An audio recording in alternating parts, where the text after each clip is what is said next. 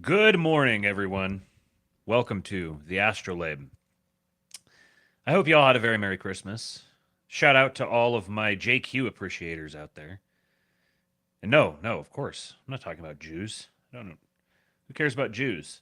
Today we are talking about Jeets. And you have to forgive me for a little bit here. Having upper back spaz out a session.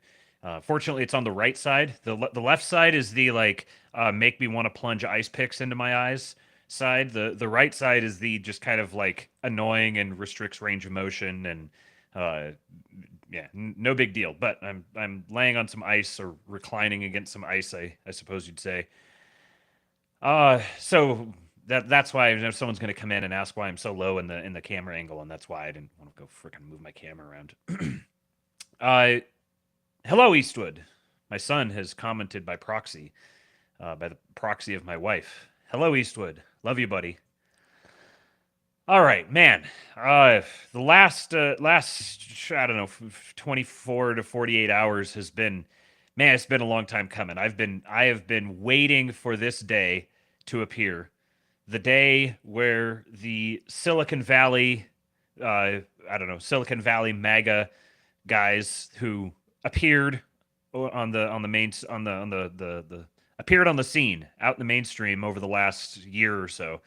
Ever since I started identifying this phenomenon happening like a year ago, I knew that there was a day coming where this debate would be had. But one thing I didn't completely predict is the way that X was going to emerge as the new town square in the way that it is now the new town square. The feedback loops have gotten extremely tight, and the administration is directly aware of us and responsive to us and constantly uh, making sure that we're aware that they're aware of us. Um, so I've had some takes lined up for a long time. Just been waiting for the day to start firing them off. So I was firing off takes for the last 24 hours. Uh, and I was doing a bit. I was doing a thing because as I was anticipating this coming, I knew the way it was going to play out. I knew that the matter of H-1Bs and legal immigration was going to arise, and it was immediately going to result in a let's say what's the word I'm looking for here? A like a collective assessment of the Jeet question, and I knew exactly how that was going to go. I knew that there was going to be more than enough. The reason I'm explaining some of this stuff is because it was a couple of people who either privately DM'd me or messaged me, and they said, "Okay, I'm getting a. I feel like I'm getting a conflicting message from you. I don't understand. Do you mean this or do you mean this? I can't figure out exactly what you're saying." And um, what I was doing was I recognized where the bulk of the conversation was going to go and how that conversation was going to proceed. Because this has happened enough times now that you can sort of start gaming it out. There's a pattern to an order to the way that these issues arise, filter through the commentariat. Certain sections of there's like certain little subgroups that are always going to land on a certain take here, and they're going to argue from that perspective. And then another subgroup is going to land on a position here, and they're going to argue from this perspective. And then it's like kind of like everyone's throwing their takes into this big grab bag, and eventually some of them begin chaining together, and they take off and they form the new narrative. And this process can iterate really, really quickly. It can happen in the matter of minutes, depending on who the people are having which takes. And once you get an issue where Elon dives headfirst into it, as he very likely was going to when this subject came up, those are the issues that immediately begin to define everything, and they shift not just the narrative, but the actual real life effects of the narrative. Those can start shifting really quickly. A great example of this was the the continuing resolution bill of, what was this, like a week ago? It seems like it was ancient history now. It was like a week ago. This big CR bill was literally, we went from the standard fare 1,500 pages of like $1 trillion in spending that nobody wants, but it just kind of gets rammed through. In the matter of a few hours, we went from that to a tenth of that. It wasn't like we got exactly what we wanted, or exactly the outcome. It's not like the ideal outcome, but there was this vast improvement very quickly. And it's changed things. Like, the actual political process is now being affected by this. And the more that this happens, the more that it happens. Because the more people are drawn here to begin participating in this whole thing. And so it's a fascinating manifestation of direct democracy, in a sense. And this is part of why people like Jason Miranchuk have been, I shouldn't say people like, I should say, this is why Jason Miranchuk has been saying that we're a lot closer to AI Congress than you think. There's like, the steps between us and that are being winnowed away. So yeah, there he is in the chat. So anyways, I understood how this conversation was going to proceed. I understood which players were going to play which parts, and which people were going to talk past each other, either because of bad faith or just simply not understanding the other person's perspective. And so what I was trying to do was take the conversation for granted and get a head start on the next stage, or the next evolution in the conversation.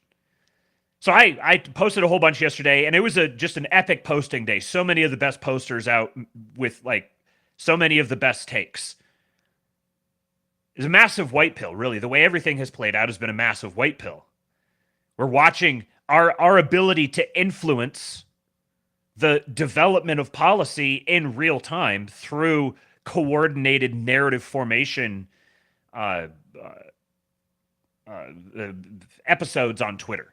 And I'm thinking about, there's even two different categories broadly of people who create this phenomenon. There's the people who are doing it unconsciously. Like, they don't realize this is the phenomenon that happens.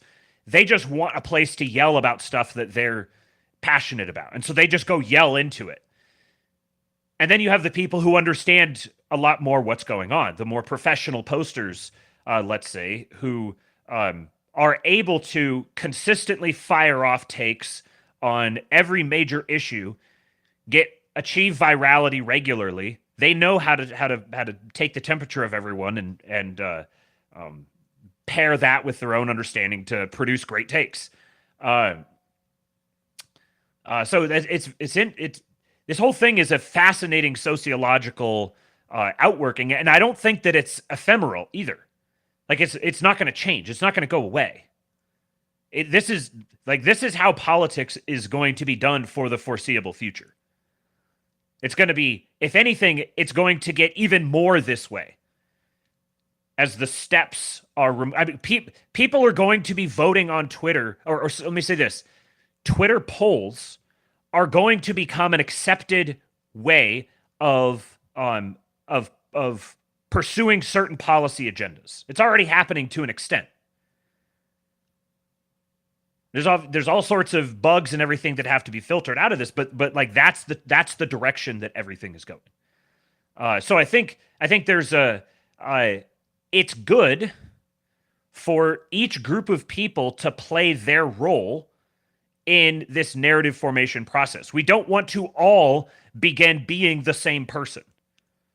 We have to maintain directional integrity while also being able to cover the battlefield. So anyways, I've got a whole bunch of stuff to read. I'm going to be doing a crap load of reading today. I've got drinks here to try to keep my throat perfect. To keep my throat lubed up is what I was going to say. But first of all, this is the ASTROLABE. and we have to have our slop. So let me lead off with a wee bit of slop.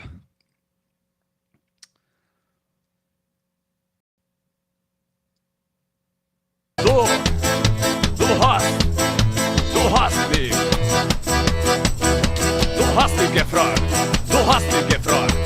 hast dich gefragt und ich hab nicht gesagt. Willst du bis der Tod euch scheidet, treuer sein für alle Tage? Nein! Nein!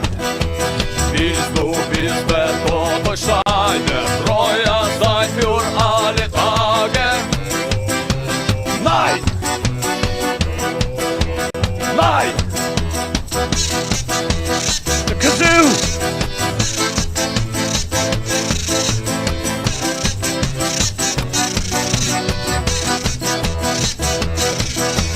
Ja. So. Nine! Column Rush says my knees are dancing, but only my knees. That's like the, I can imagine you like giving me sort of a raised eyebrow with a partially bemused expression to be like, okay, I understand. I get it. I'm willing to tolerate it. Okay, thank goodness it's over. Perhaps this one will, this one's a little more topical. Perhaps this one will hit you similarly. And we are, this is setting the mood now. We need to be sure that our minds are properly framed for all of the great takes that I'm about to read you guys. So in order to do that, we must listen to the whole thing.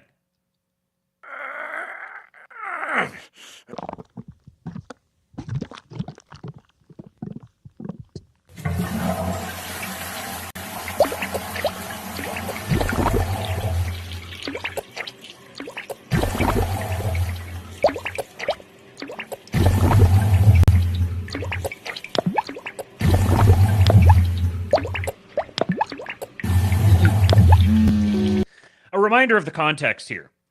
Poo and Lou has become such a deeply entrenched meme that I don't think a lot of people know its origin. Poodaloo was the name of a UNICEF campaign from 2013 begging Indians to shit in toilets. They even funded an official music video for it that ends with a toilet rave.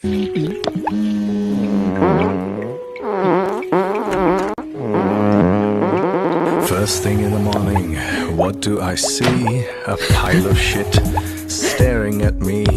I close my eyes, I step away. No matter where I go, there's no getting away.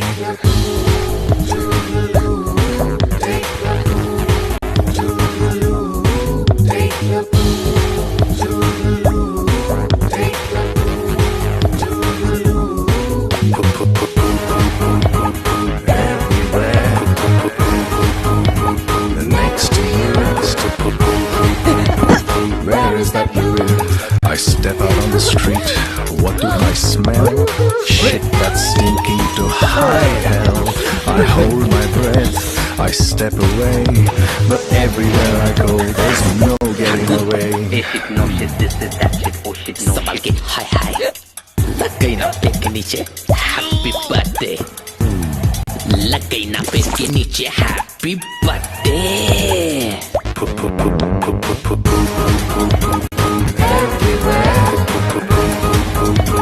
Next to you, everywhere.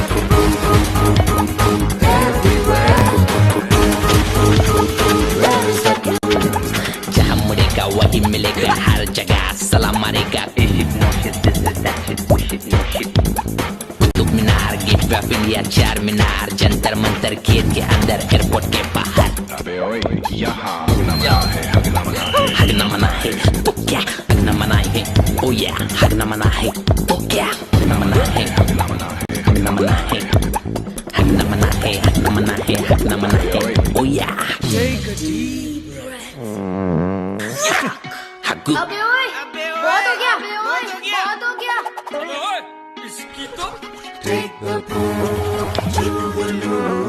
Take the pool to the loo. Take the pool. We gotta do what we got to do. Take the pool. We gotta take the pool to the loo. Take the pool. We gotta take the pool. We gotta take the pool. We gotta Let's take the poo to the loo. Let's take the poo to the loo. Let's take the poo to the loo. Let's take the poo to the loo. Poo, poo, poo, poo, poo everywhere. Next to you, next to you. Everywhere. Where is that blue? Let's take the poo to the loo. Let's take the poo to the loo. Let's take the poo to the loo. Let's take the poo to the loo. Let's take the poo to the loo. Let's take the poo to the loo. Let's take the poo to the loo. Let's take the poo to the loo.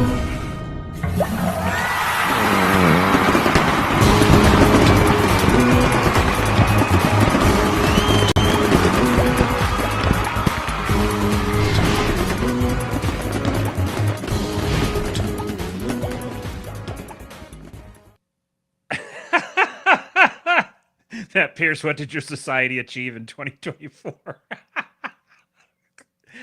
Oh man, I absolutely aspire to the, I don't know what, racism of justified low expectations of an NGO lib. It's just incredible, absolutely incredible.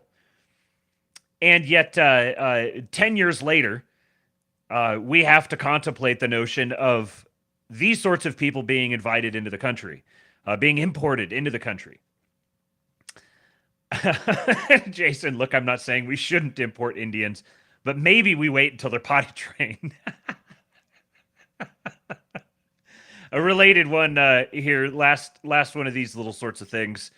Sam Hyde, just, the man never misses. Just an absolutely unblemished record. He has switched his bio. Sir, I am highly skilled cryptocurrency, crypto token specialist, very strong AI worker, good programming, sir. Please delete your family for computer.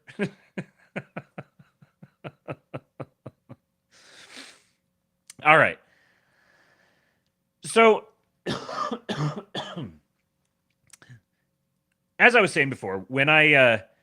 from the very earliest point that I began identifying the this PayPal mafia thing, began like picking up on these signals that they were about to turn heel, that they were about to openly come out for Trump.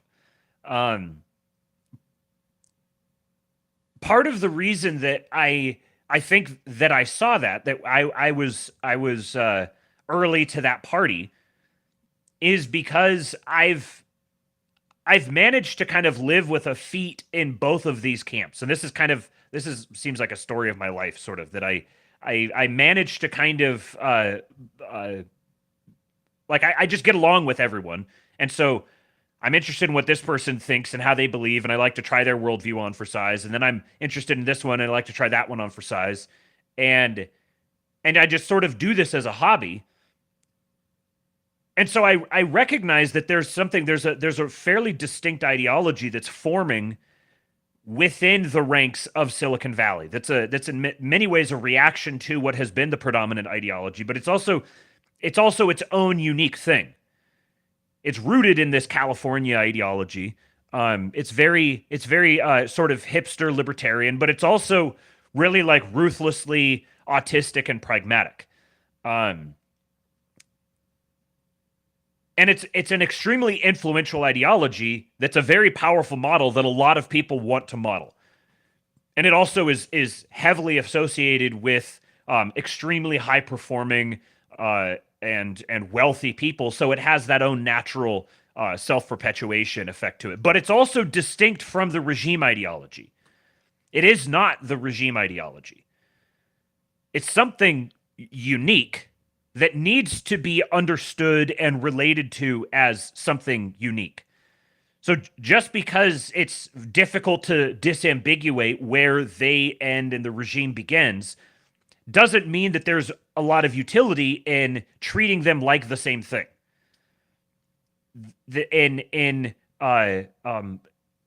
assuming that they have the same operating principles, the same motivations, et cetera, et cetera, et cetera.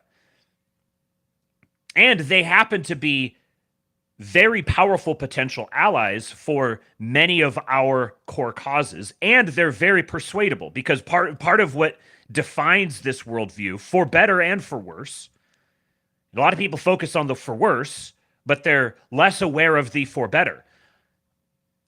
They themselves have the ability to drop an ideology or a worldview and pick up a new one and inhabit it immediately because they did the math and this works better.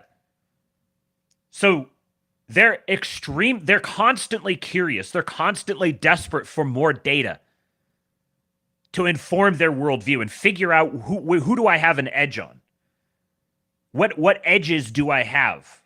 I want to figure out where I have an edge, and I want to blow that thing up as big as I possibly can. This is an extremely, extremely valuable skill set that America, broadly speaking, would benefit from having a lot more of. The problem is figuring out how to channel and constrain the downsides of that so that you can maximize the upsides. Another way of saying this is a lot of our guys would really, and not just our guys, but Americans broadly speaking, a lot of them would benefit significantly from being entrepreneurs and being forced to live as and function as entrepreneurs. Most people aren't going to be able to. It's like this is a beaten to death topic.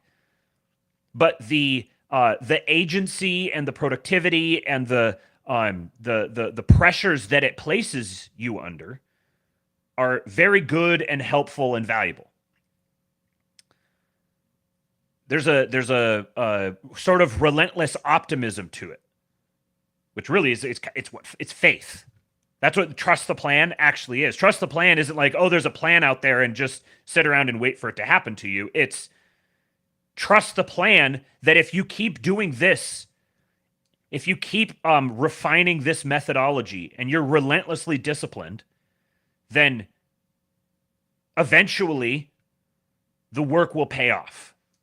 So it's a very forward-focused, very progressive in all senses of the word way of looking at the world.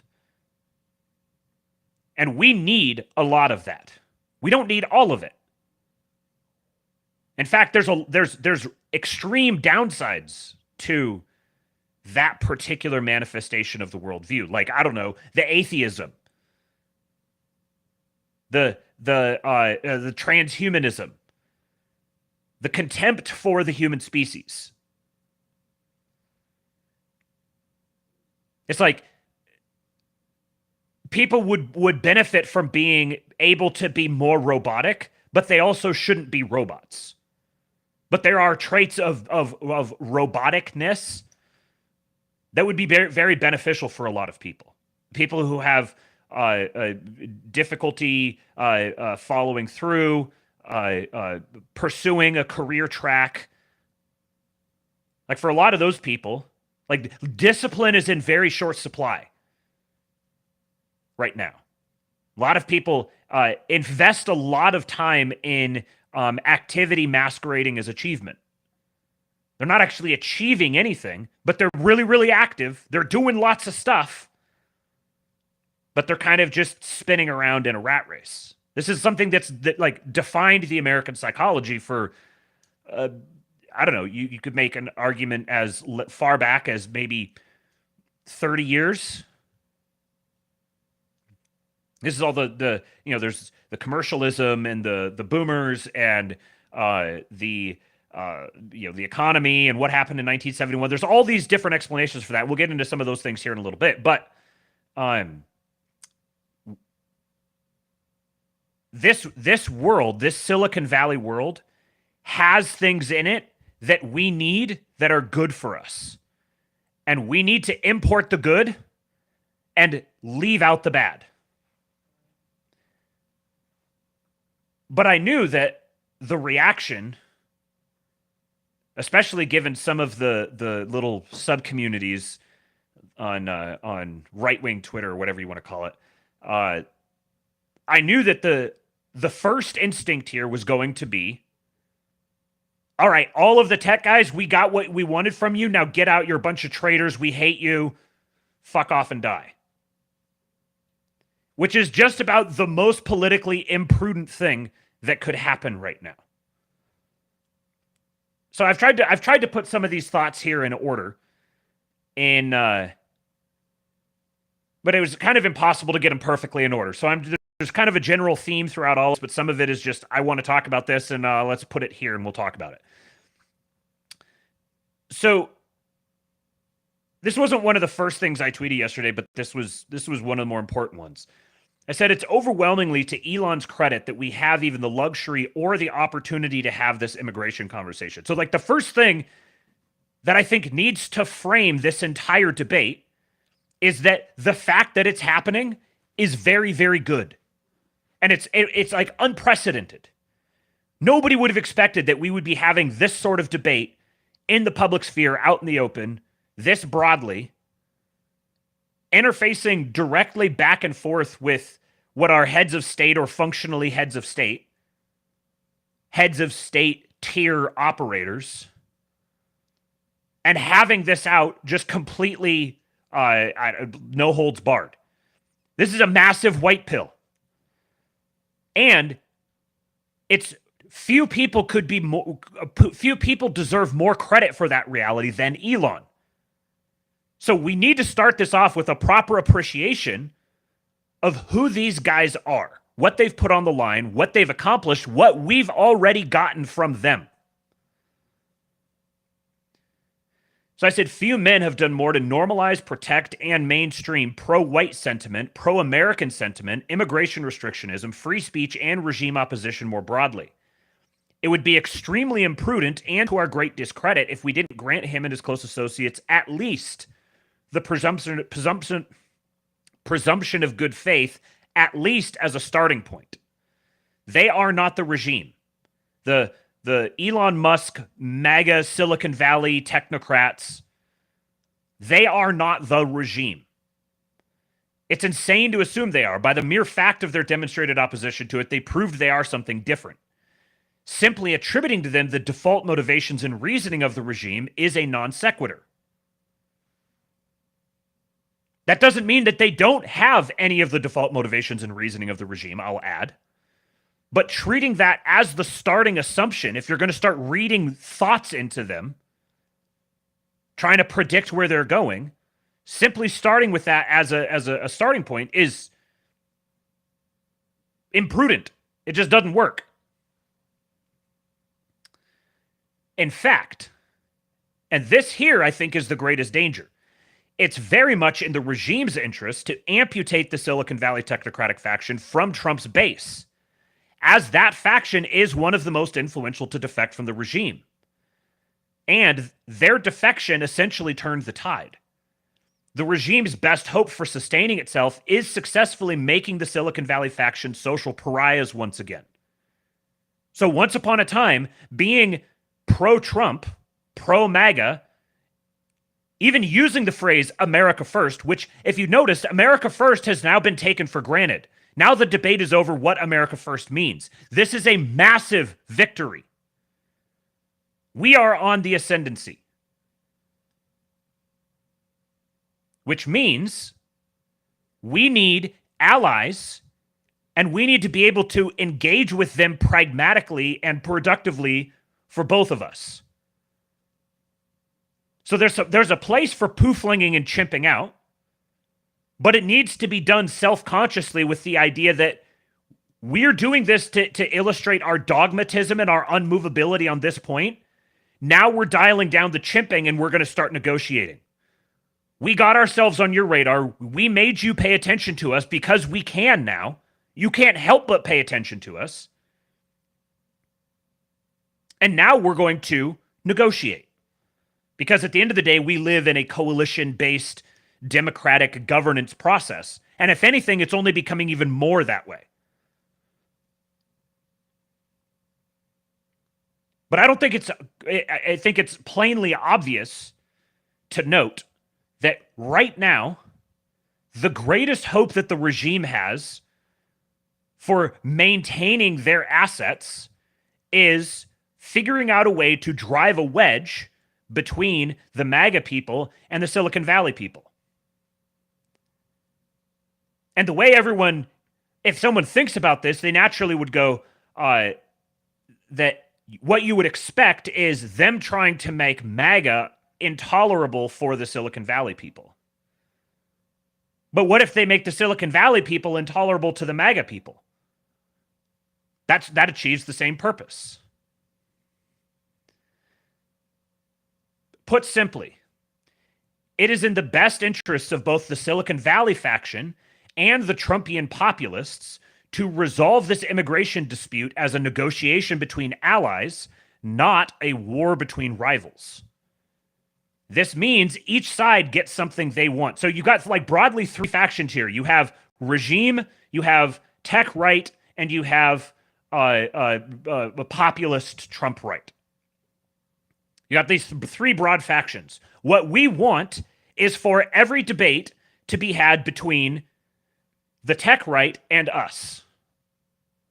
That is the state of play that is optimal for us. Yeah, Matt Pierce says the regime doesn't have a seat at this table. So we need to not just not let the regime have a seat at the table, but don't even assume they do. By granting regime priors to the tech right people, you are empowering the regime's representation among them. And you're driving them away. Treat them as what they are, not your, software, to be ironic about it, like your software hasn't updated. You're functioning on like an old operating system where the regime is somehow in charge or has a say in anything. So this means each side gets something they want. It also means each side has to settle for something they don't want, which will involve having to do something they didn't want to do. The Silicon Valley side will need to accept legal immigration restrictions that are tighter than they would prefer and prioritize eliminating barriers to hiring white Americans, even where it doesn't necessarily straightforwardly impact their agenda. The populist side will need to accept some JEETs and dedicate more of their own resources to building their own infrastructure.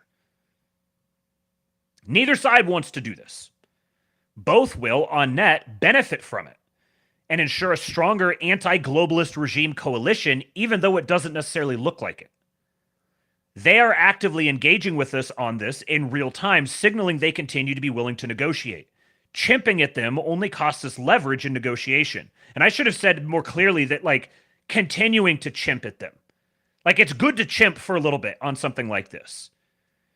But it can't just be chimping. And we must be realistic about the state of play. Both will lose by turning it into a zero-sum war, but the Silicon Valley side can afford to lose longer. So we stand to lose more.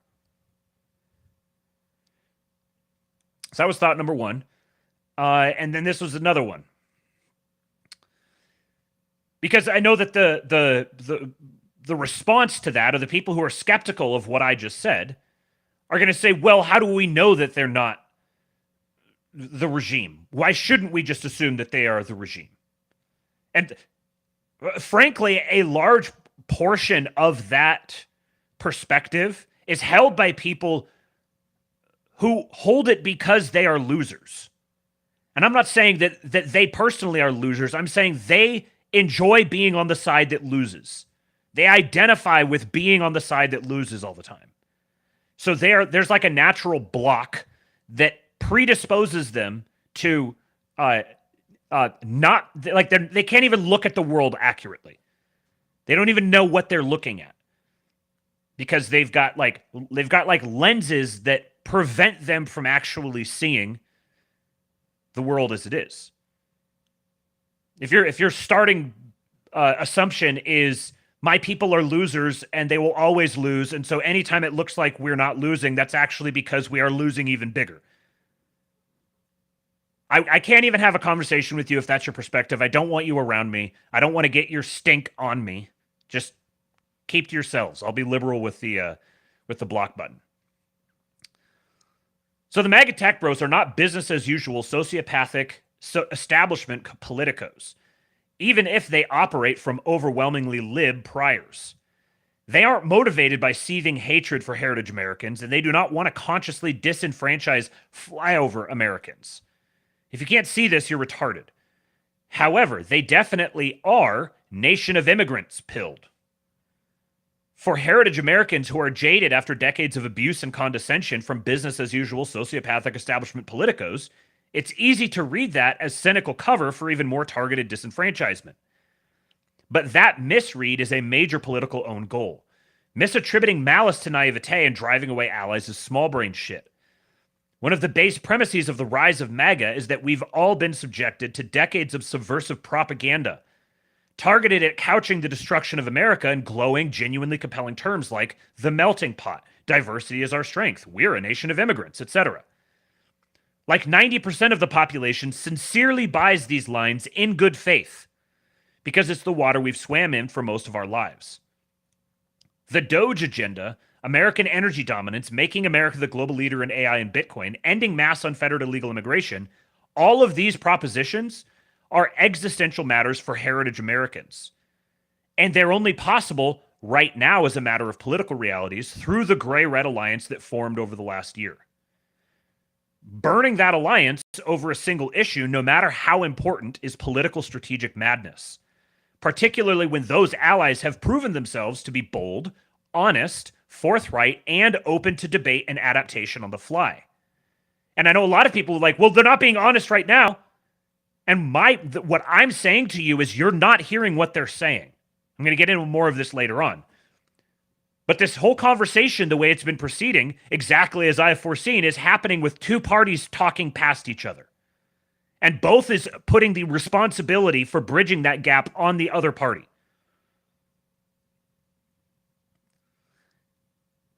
Heritage Americans do not currently have a native representational constituency within the halls of power, at least not sufficiently to stand on its own. Our political reality is that we must form alliances with those who, by dint of being allies and not friends, don't share our values or priorities one-to-one.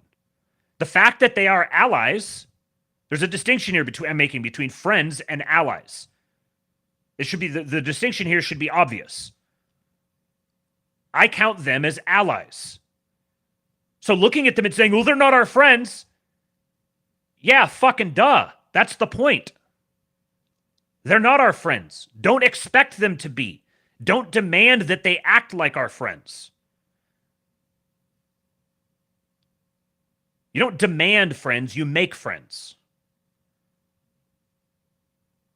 Make allies. If you want to wait around until we have the friends sufficient to do the things politically that we need to do, then you're never going to get them. What we need is allies, and they are very good allies. The MAGA tech bros staked a tremendous amount of personal capital at extraordinary risk to themselves on turning the last election. And I'm not just talking about money. Their own personal, professional reputations. I'm very glad they did. They risked a lot more than I did. It's natural for them to want and expect concessions on their pet issues. This does not mean we must concede on the H-1B issue.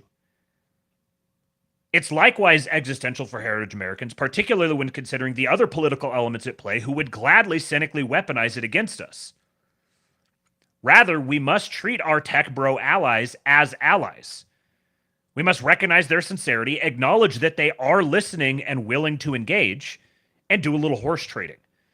This is an inescapable political reality. We have no other choice right now. This is an IQ test. If we let the low IQ black pillar seize upon this opportunity as an outlet for their intense desire to doom FAP and nuke that alliance for nothing, we will prove ourselves politically naive and incompetent and not worthy of leadership. And we will deserve what we get good and hard as a consequence. And so, in a back and forth on this yesterday, Elon was making his case, talking about his desire for legally immigrating or expediting the legal immigration process for superlative excellent engineers. Whatever, separate debate for another time. Excuse me. In the midst of that, he's talking about the shortfall, the shortfall that he perceives of supply in superlative American engineers. He perceives that there is a shortfall. And this person, Hag Actual, said, open a school, we have brains.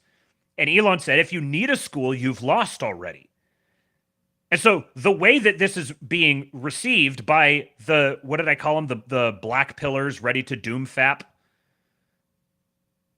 is, hey, Elon, invest in America. No. This just about melted my mind. First of all, contextually, like what is the presumption here? That Elon Musk doesn't believe in schools? The man who's actively building schools doesn't believe in schools? Or Elon Musk doesn't believe Americans deserve schools? If you sincerely think, if you can sincerely sit here and imagine the thoughts occurring inside Elon Musk's head, and you imagine that they say, fucking Americans, they don't deserve schools. We should get rid of all the schools. Don't let them have schools. This is retarded. This is obviously not what he's saying. Contextually, what he's saying is, we need these people now. Schools, creating a school now, is not going to solve, that will solve the problem down the line, which is great. That's a separate thing, which is why he's actively engaged in building schools. But what he's saying is, in this context with what we're talking about, we need engineering talent that I don't see here in America. And there's no reason to assume that there's no reason to assume that he's lying about this. I think he genuinely does perceive there to be a shortfall of American engineering talent. We'll get into more of that here in just a minute. But I said this is the sort of low IQ shit I'm talking about. Framing this as Elon refuses to invest in America is pathological snot dripping off your chin inanity. The obvious meaning of Elon's tweet is, quote, starting to build schools today doesn't produce 99th percentile engineering talent that we needed yesterday. The proper response is, what do we need to do now to give Elon a pipeline of native-born Americans, 99th percentile engineers at the earliest possible date? And if the answer to this question is, we already have a whole bunch of them, then solve this problem by drowning him in them. Any time spent, like, yelling at him for not knowing about this is only useful to the extent that it leads to drowning him in all of this talent. If that talent is there, drown him with it. Create whatever pipeline you need. If you need to, like, form some sort of professional organization, then do that. Start badgering him about it on Twitter. Look at these. Hire these guys. Look at all these guys. Make it a long-term sustainable project. Create this fraternal organization. Start building it. I don't give a shit if you're going to run into Civil Rights Act nonsense. Fucking build it for that purpose explicitly. Build it to directly create a legal precedent for challenging it. This is where we have to put our own skin in the game rather than just... We can yell at them and they'll hear us. But it's no good just yelling at them saying, give us more stuff for us. Give us stuff. This is what Stormy was talking about recently when you talk about, like, the projects people will pitch him for funding. And they're like, you should invest in us just because we're like right-wing guys. We're ideologically aligned with you, so you should invest in our project. You should change your investment strategy accordingly.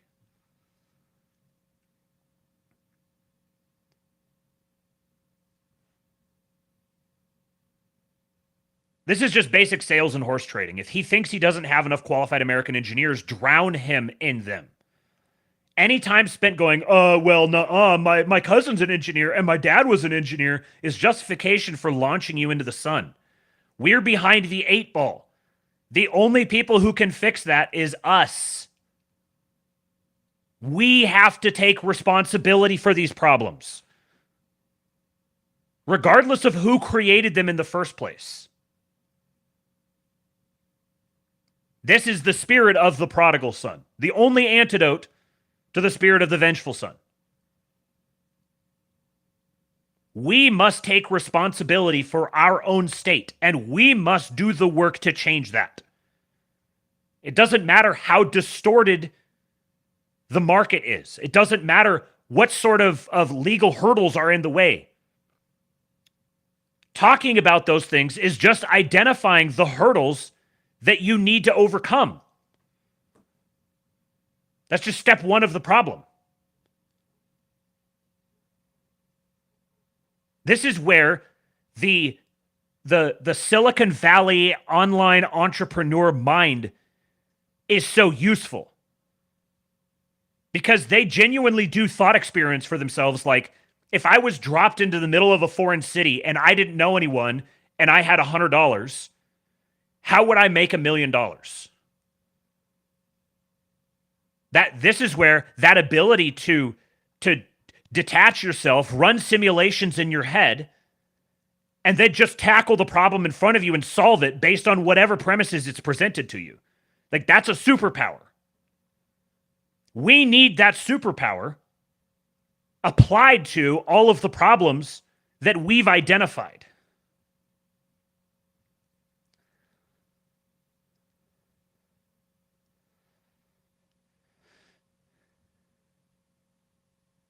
Here's a similar take from an excellent poster.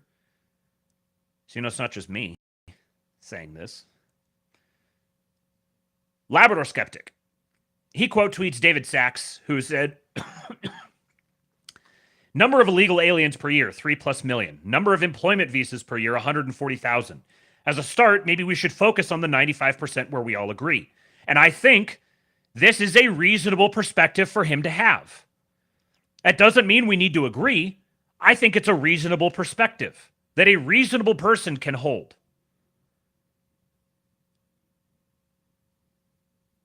If you can't agree to that point, then I question whether you're actually engaging in this in good faith and actually want to see a solution to the problem. Because you know what? There's a very real phenomenon out there of people who don't want to see a solution to these problems. The doom fappers. They don't actually want the problem solved. Because if the problems were solved, suddenly they don't have anything to complain about anymore. And then the spotlight is turned onto them. So they've got a vested interest in maintaining the problem so that they have a hobby horse to rail on.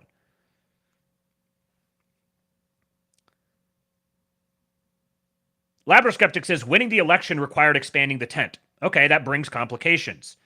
I strongly disagree with how native-born American talent is being treated in colleges, grad schools, and tech hiring. Yet fighting at this point does the work of the enemy. Let's focus on the 95%. And then he says, predictably, I'm being massacred in the comments. Don't care. This is about winning, for once. We have an artery that is bleeding out. The borders need to be closed. Mass deportations, unprecedented deportations, need to begin for real and very soon. This is going to be incredibly difficult. It won't happen if an immediate circular firing squad form among the new right coalition.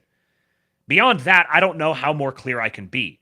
I'm a trad American. My family has been here since 1650. Heritage Americans are discriminated against at every step, from college admissions to grad school admissions to hiring to promotions. We are being abused in tech to a huge extent by Asian immigrants in particular. Midwestern flagship universities have by and large been taken over by Asian scumbags when it comes to engineering and science. There are almost no white males hired from states that are overwhelmingly white, while the labs are stuffed with immigrants. This needs to end. But political reality is that there is a time and a place.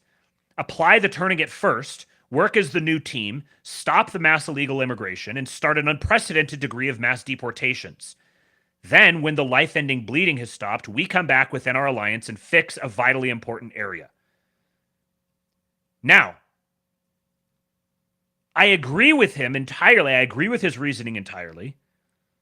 But I also recognize that once the subject comes up, there has to be a resolution. Yeah, it would have been nice if we didn't have to have this conversation until the mass deportation effort was already starting to achieve institutional inertia. However, the conversation has opened up.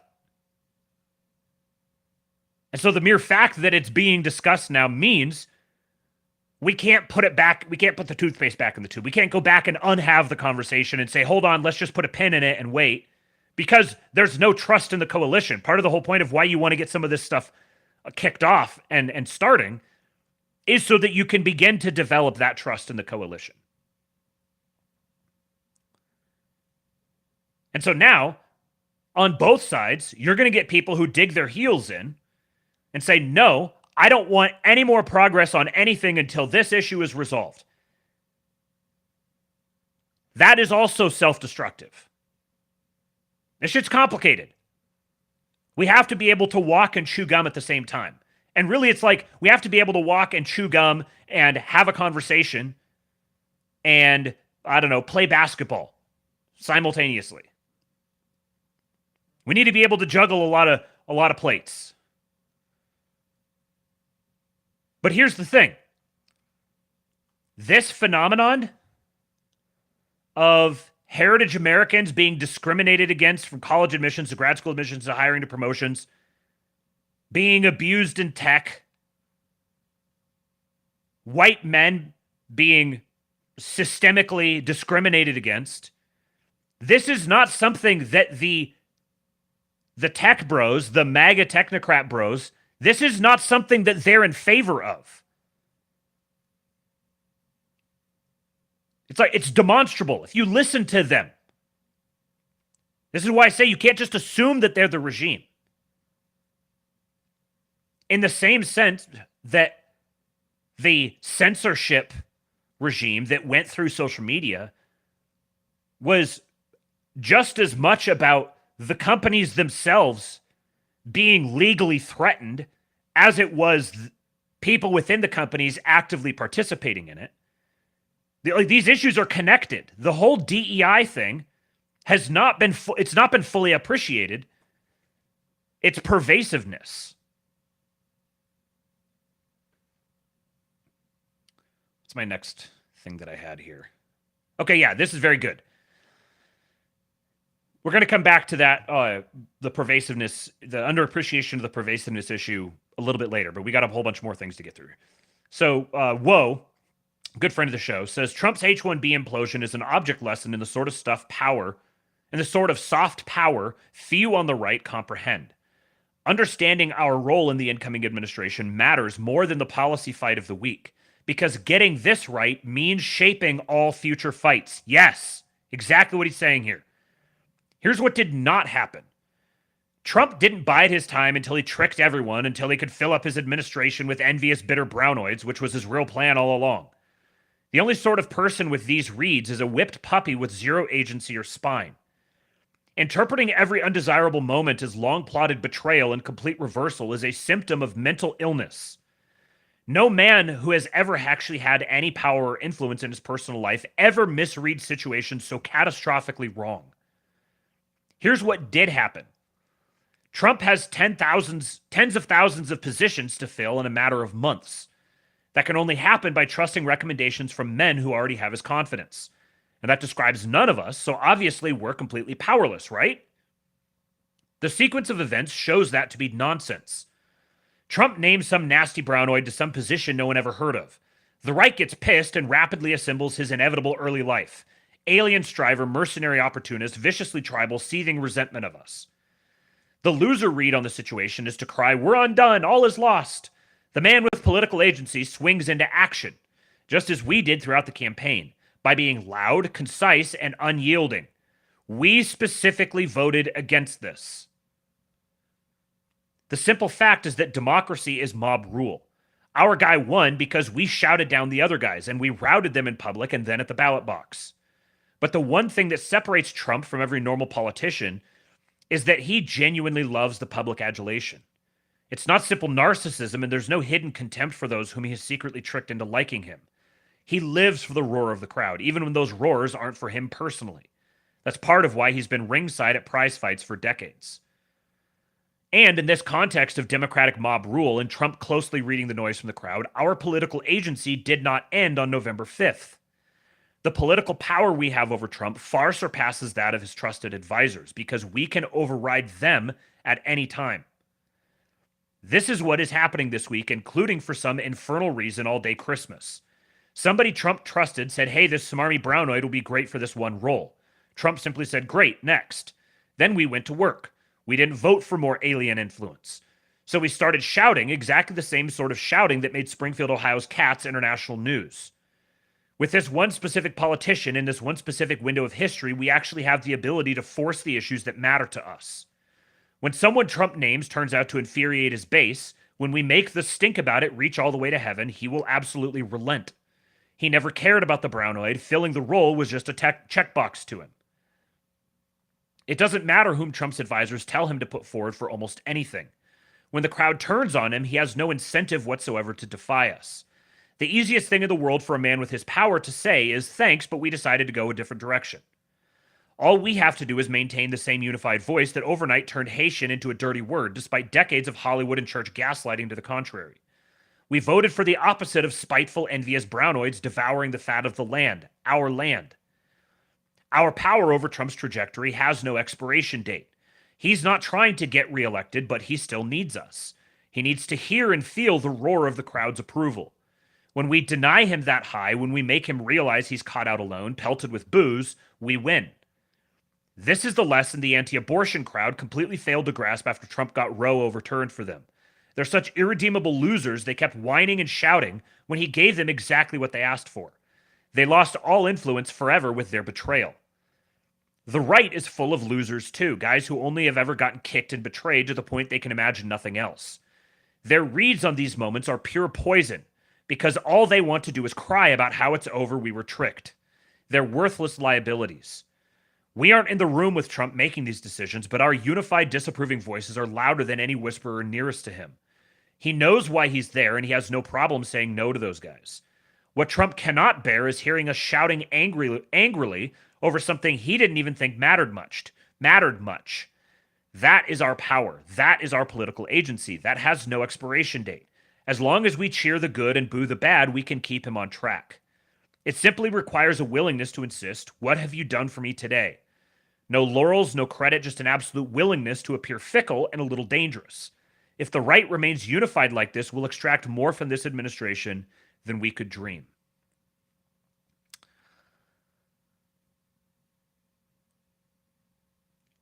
All right, so I don't actually, now that I'm looking at it, I don't want this one yet.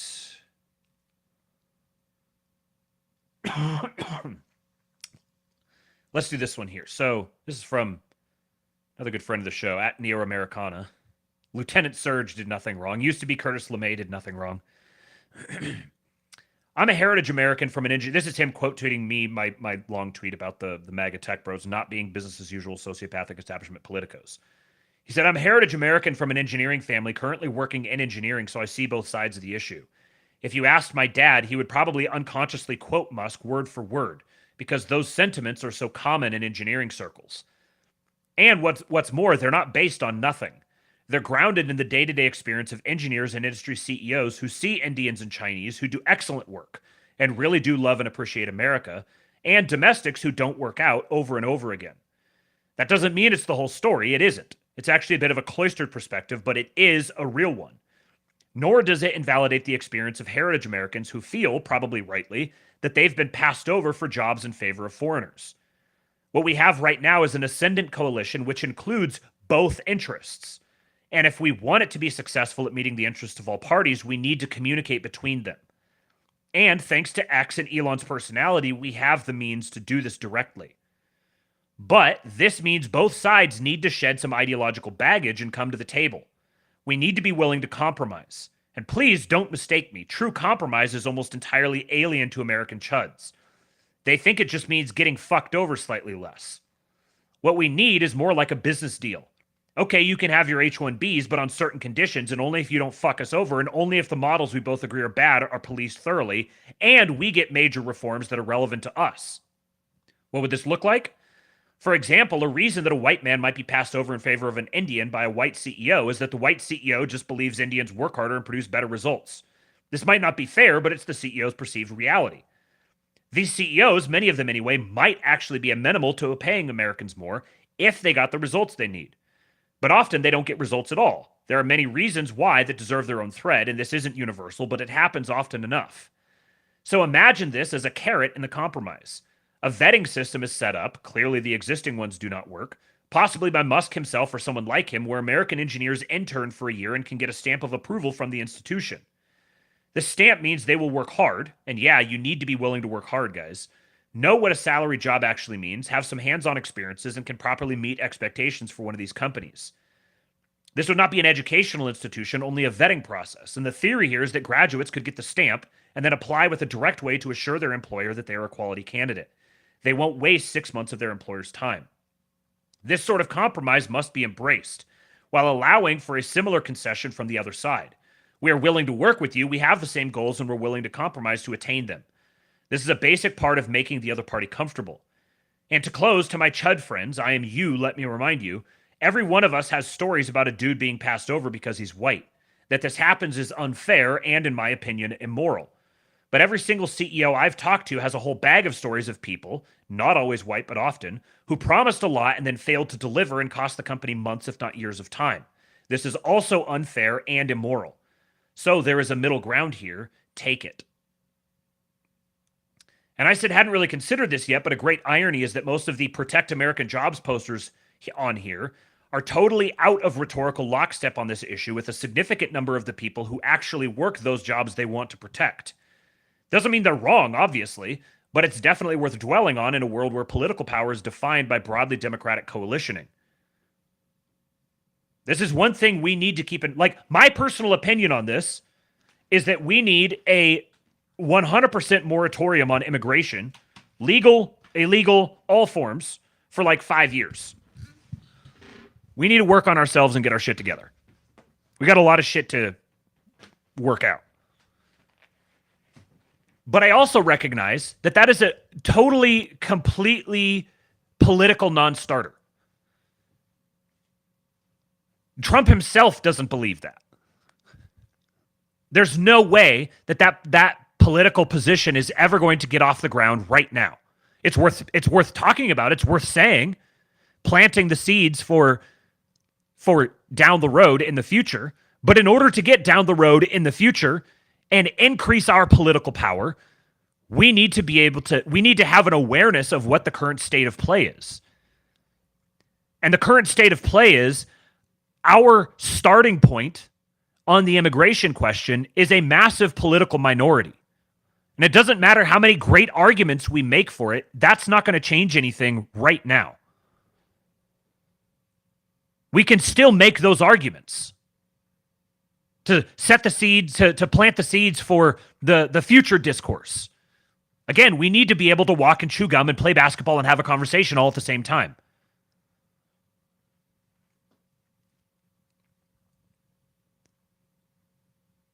And it's a matter of protecting our own turf as well. Because in a negotiation, you need to find the balance between making the big ask and pricing yourself out of the conversation. And that takes talent. It takes wisdom to be able to do that. Because again, if you're dealing with a pragmatic political coalition,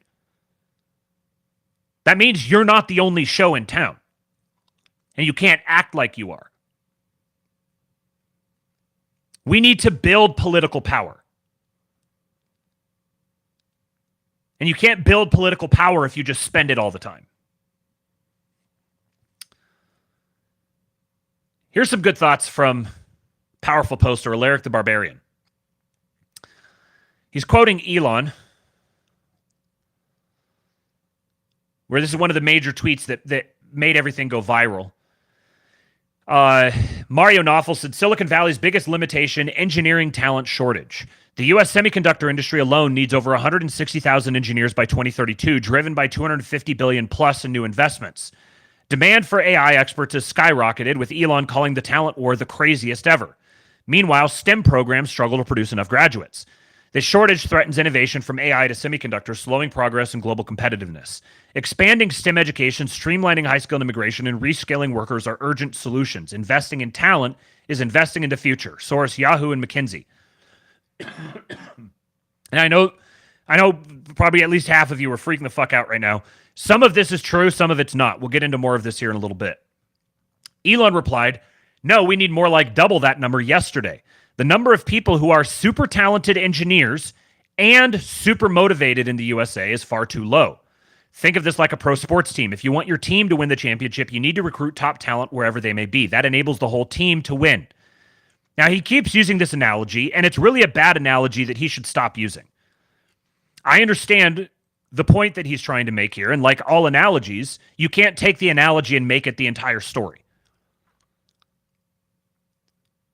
So the proper critique to this is this analogy isn't useful because it breaks down, while there's some merit to it, it breaks down in a really important way, which is that our country is not a sports team. Our country is not a corporation.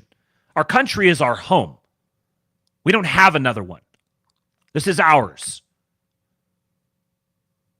And clearly, there's going to be some measure of immigration into our country.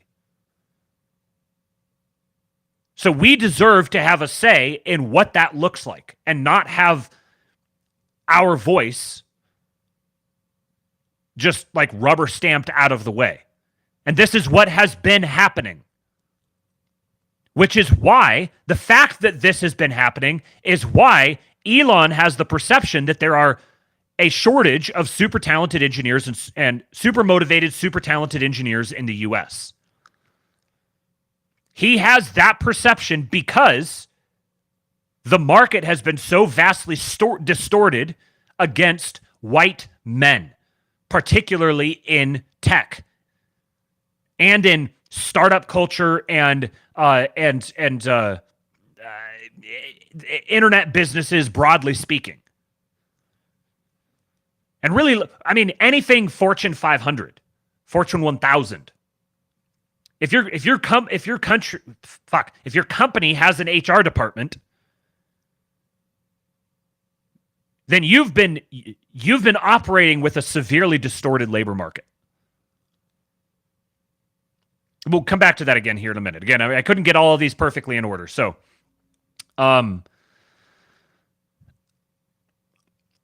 this is a good point. Andrew says, the analogy works great for his companies. It's dangerously wrong when it's applied to nations. Yes. And here's the thing is you have to figure out, because applying it to a company is applying it to a nation. So there is some limited utility to that notion. Like, yeah, we need to hire super talented teams. We need super talented, super motivated, super patriotic people populating every single company in the United States. Every single American company needs to be populated by super talented, super motivated, super patriotic people. Now, that's the starting point. Obviously, we're never going to reach that. But that needs to be the standard. So Alaric says Elon, being an immigrant and a very unique case, has different views on H-1B and similar programs than many on here. I'm sympathetic to the view that America should poach top talent from other countries to make sure we're ahead. But the current programs are broken. Ground level experience with these programs and their downstream effects is why so many are rightfully inflamed by even the phrase skilled immigration. It's not 1945. The most scientifically advanced nation in the world is not dissolving as the global order polarizes between the US and the USSR. The World War II post-war analogy does not work because the material circumstances are different. The ground level reality right now is that Indian tech workers are being chain imported at a rate far outpacing the legitimate talent that exists in India. An example, compared to the number of Indian immigrants, there are very few Indian engineers that are capable of things that 99% of American engineers are not. Quality comparisons, i.e. in code efficiency, consistently show that American engineers are much better than their Southeast Asian counterparts. And yet, many of these engineers are having trouble finding work, or frustrated with opaque, inefficient hiring processes that seemingly end up only hiring immigrants, even less capable ones. Meanwhile, Indian tech workers take advantage of the system. Many are notorious for exclusively hiring Indians once they gain a leadership position. They feel that they have obligations to extended family members and, illegally by the way, favor them over Americans capable of the same thing. Everyone has a story about working with this specific subtype of immigrants. Even though some are huge value adds, they are few in comparison to the detriments. In fact, many of these imported tech workers have fraudulent credentials or aren't nearly as competent as their resumes suggest. You can't blame them for seeking a better life, but you can't allow them to do it at the expense of American workers. If we want America to win, we have to A, nurture our own talent pool, which is already massive without any immigration, and B, foster loyalty by not screwing people over. By letting so many Indian tech workers game the system to the exclusive benefit of their family networks and to the detriment of American workers as well as our economy via inefficiency, the American worker is indeed screwed over. This doesn't create a desire to win or to help one's nation advance. It creates cognitive dissonance. I'm playing by the rules of meritocracy, but these people aren't. Why should I do anything but grift? Even worse, when anyone points this out online, the response from Indians is insane by any reasonable standard. They gloat that we are replacing you and there's nothing you can do about it. They frame it as racial revenge for the wealth stolen from India by Britain, a lie worse than many of the worst woke historiographical excesses. They do not consider themselves guests, but combatants. Exceptional cases are exceptions. But by and large, this is the H-1B debate. Again, I'm sympathetic to poaching elite talent, but this is only a small part of what's happening. A massive portion of skilled immigration is essentially fraudulent, a break in the social contract. This weakens America's economy, culture, and native talent base. All immigration must be severely restricted until we can fix these foundational issues, and even then should remain small. It doesn't help that many of the skilled immigrants are effectively left-wing activists and latch onto left-wing causes like BLM, radical Islamist thinking, and various other anti-white public ideologies. These ideologies benefit them in a material way and justify more immigration as well as destruction of America, and more broadly, the West. They often see the Great Replacement as their personal crusade against the evil white man.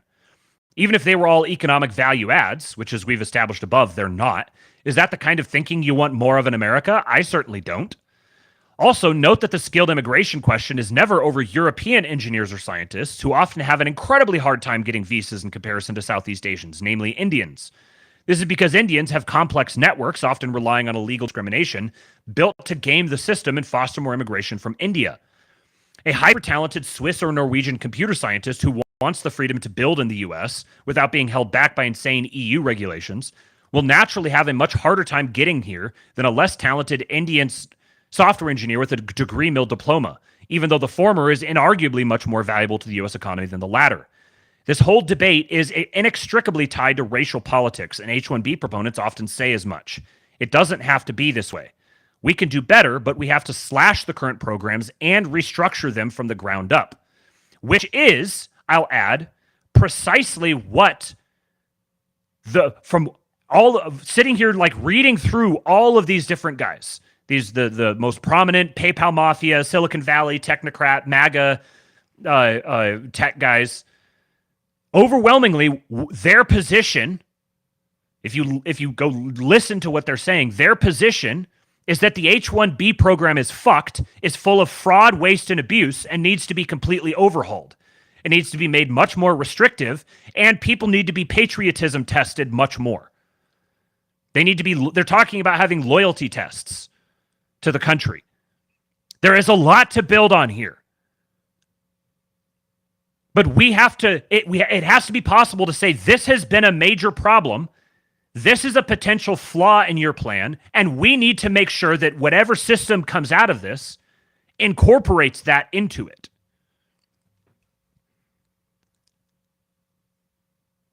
Like, yes, we do need lots of super talented engineers to immigrate here. And so we need to make it really easy, and we need to incentivize Swiss and Norwegian engineers to come here. Press them on that. Because if there's some sort of other systemic thing that's preventing that from happening, then that needs to be brought to light. And push that into the conversation.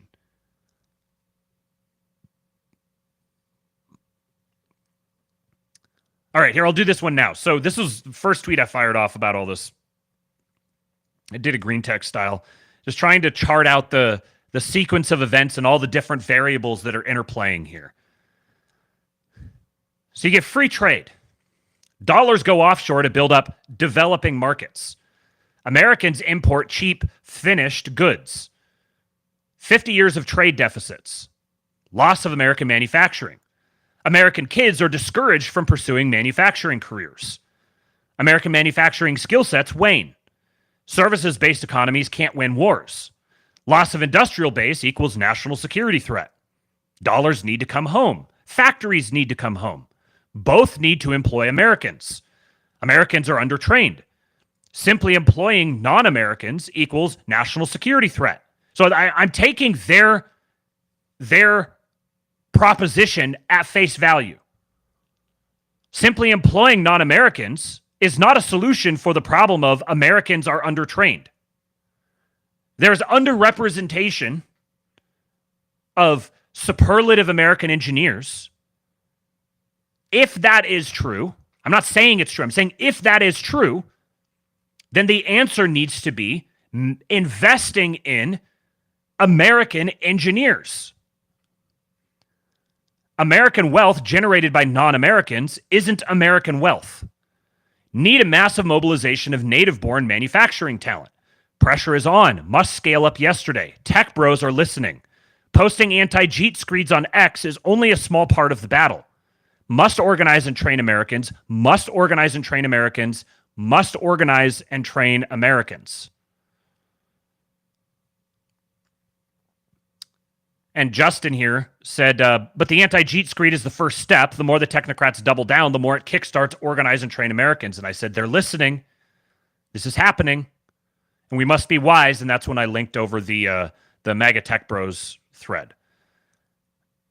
Notably, Randy Marsh at Anthony Bell 1986 said, I'm a machinist / CNC programmer, and the amount of skilled workers in this trade is insanely low. You're 100% correct about kids being discouraged to pursue a manufacturing career. Very few high schools have a trades program. Machining, carpentry, automotive. And then Subrev Tech said, I'm also a machinist / programmer and agree the talent pool is depressingly shallow. What's interesting, back in the 2000s when I went to school, the number of students in my class who had the sort of mindset and skills for it was very small. Now let me follow that up with another thought here. This one.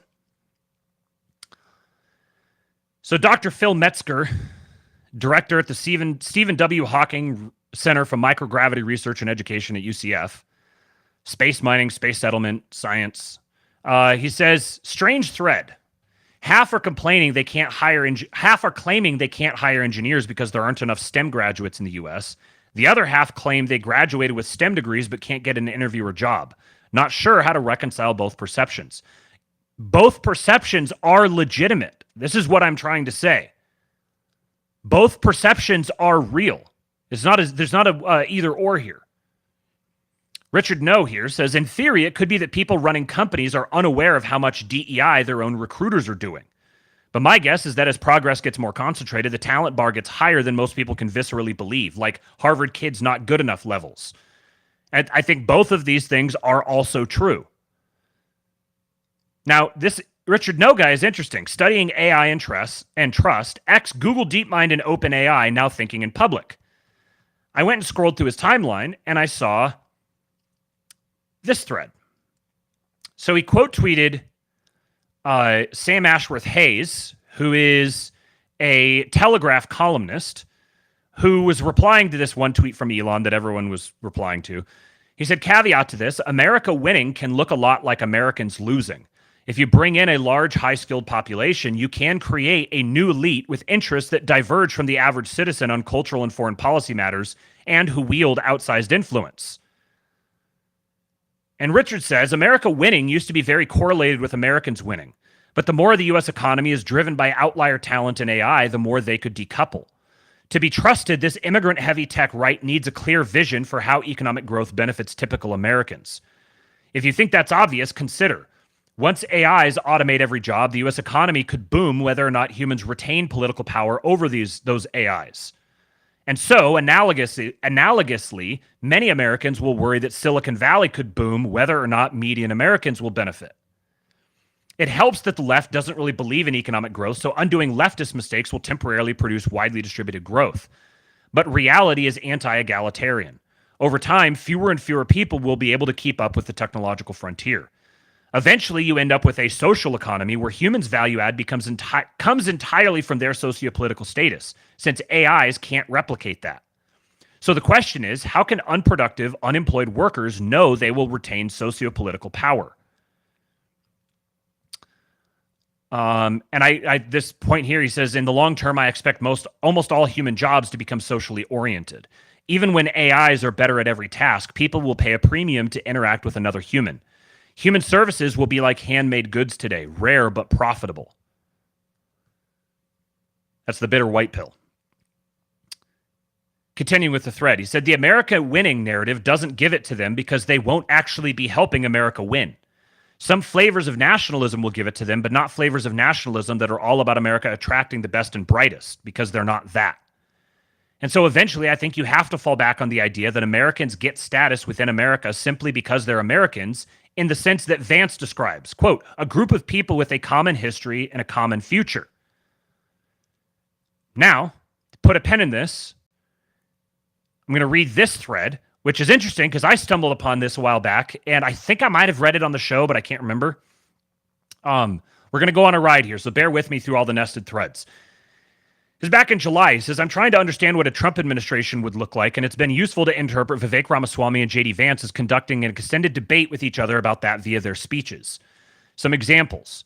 Vivek's common refrain is encapsulated in his RNC speech. America was founded on ideals, and we need to get back to them. Vance recently critiqued this type of rhetoric. Quote, one of the things you hear people say, even on our side, is that America is an idea. But America is not just an idea. America is a nation. It's a group of people with a common history and a common future. This disagreement comes through more substantively in their positions on immigration. Vance argues in the video above that immigration exacerbates the housing crisis, and in his interview with Ross Duhat that it drives down wages for U.S. workers and prevents innovation. Vivek calls out Vance's position explicitly in his national conservatism speech, labeling it national protectionism. Instead, he wants more focus on ensuring immigrants assimilate, but still believes that they promote America's economic growth. Vivek's speech is very idea-dense, and practically the whole thing can be seen as a critique of Vance's views in favor of Vivek's national libertarian stance. Perhaps the biggest clash comes in their positions on the regulatory state, whether to redirect it or to dismantle it. Here's Vance advocating for redirecting it. Quote, fire every mid-level bureaucrat, every civil servant in the administrative state, and replace them with our people. But Vance supports keeping regulators who are doing a good job, most notably Lena Khan, head of the FTC.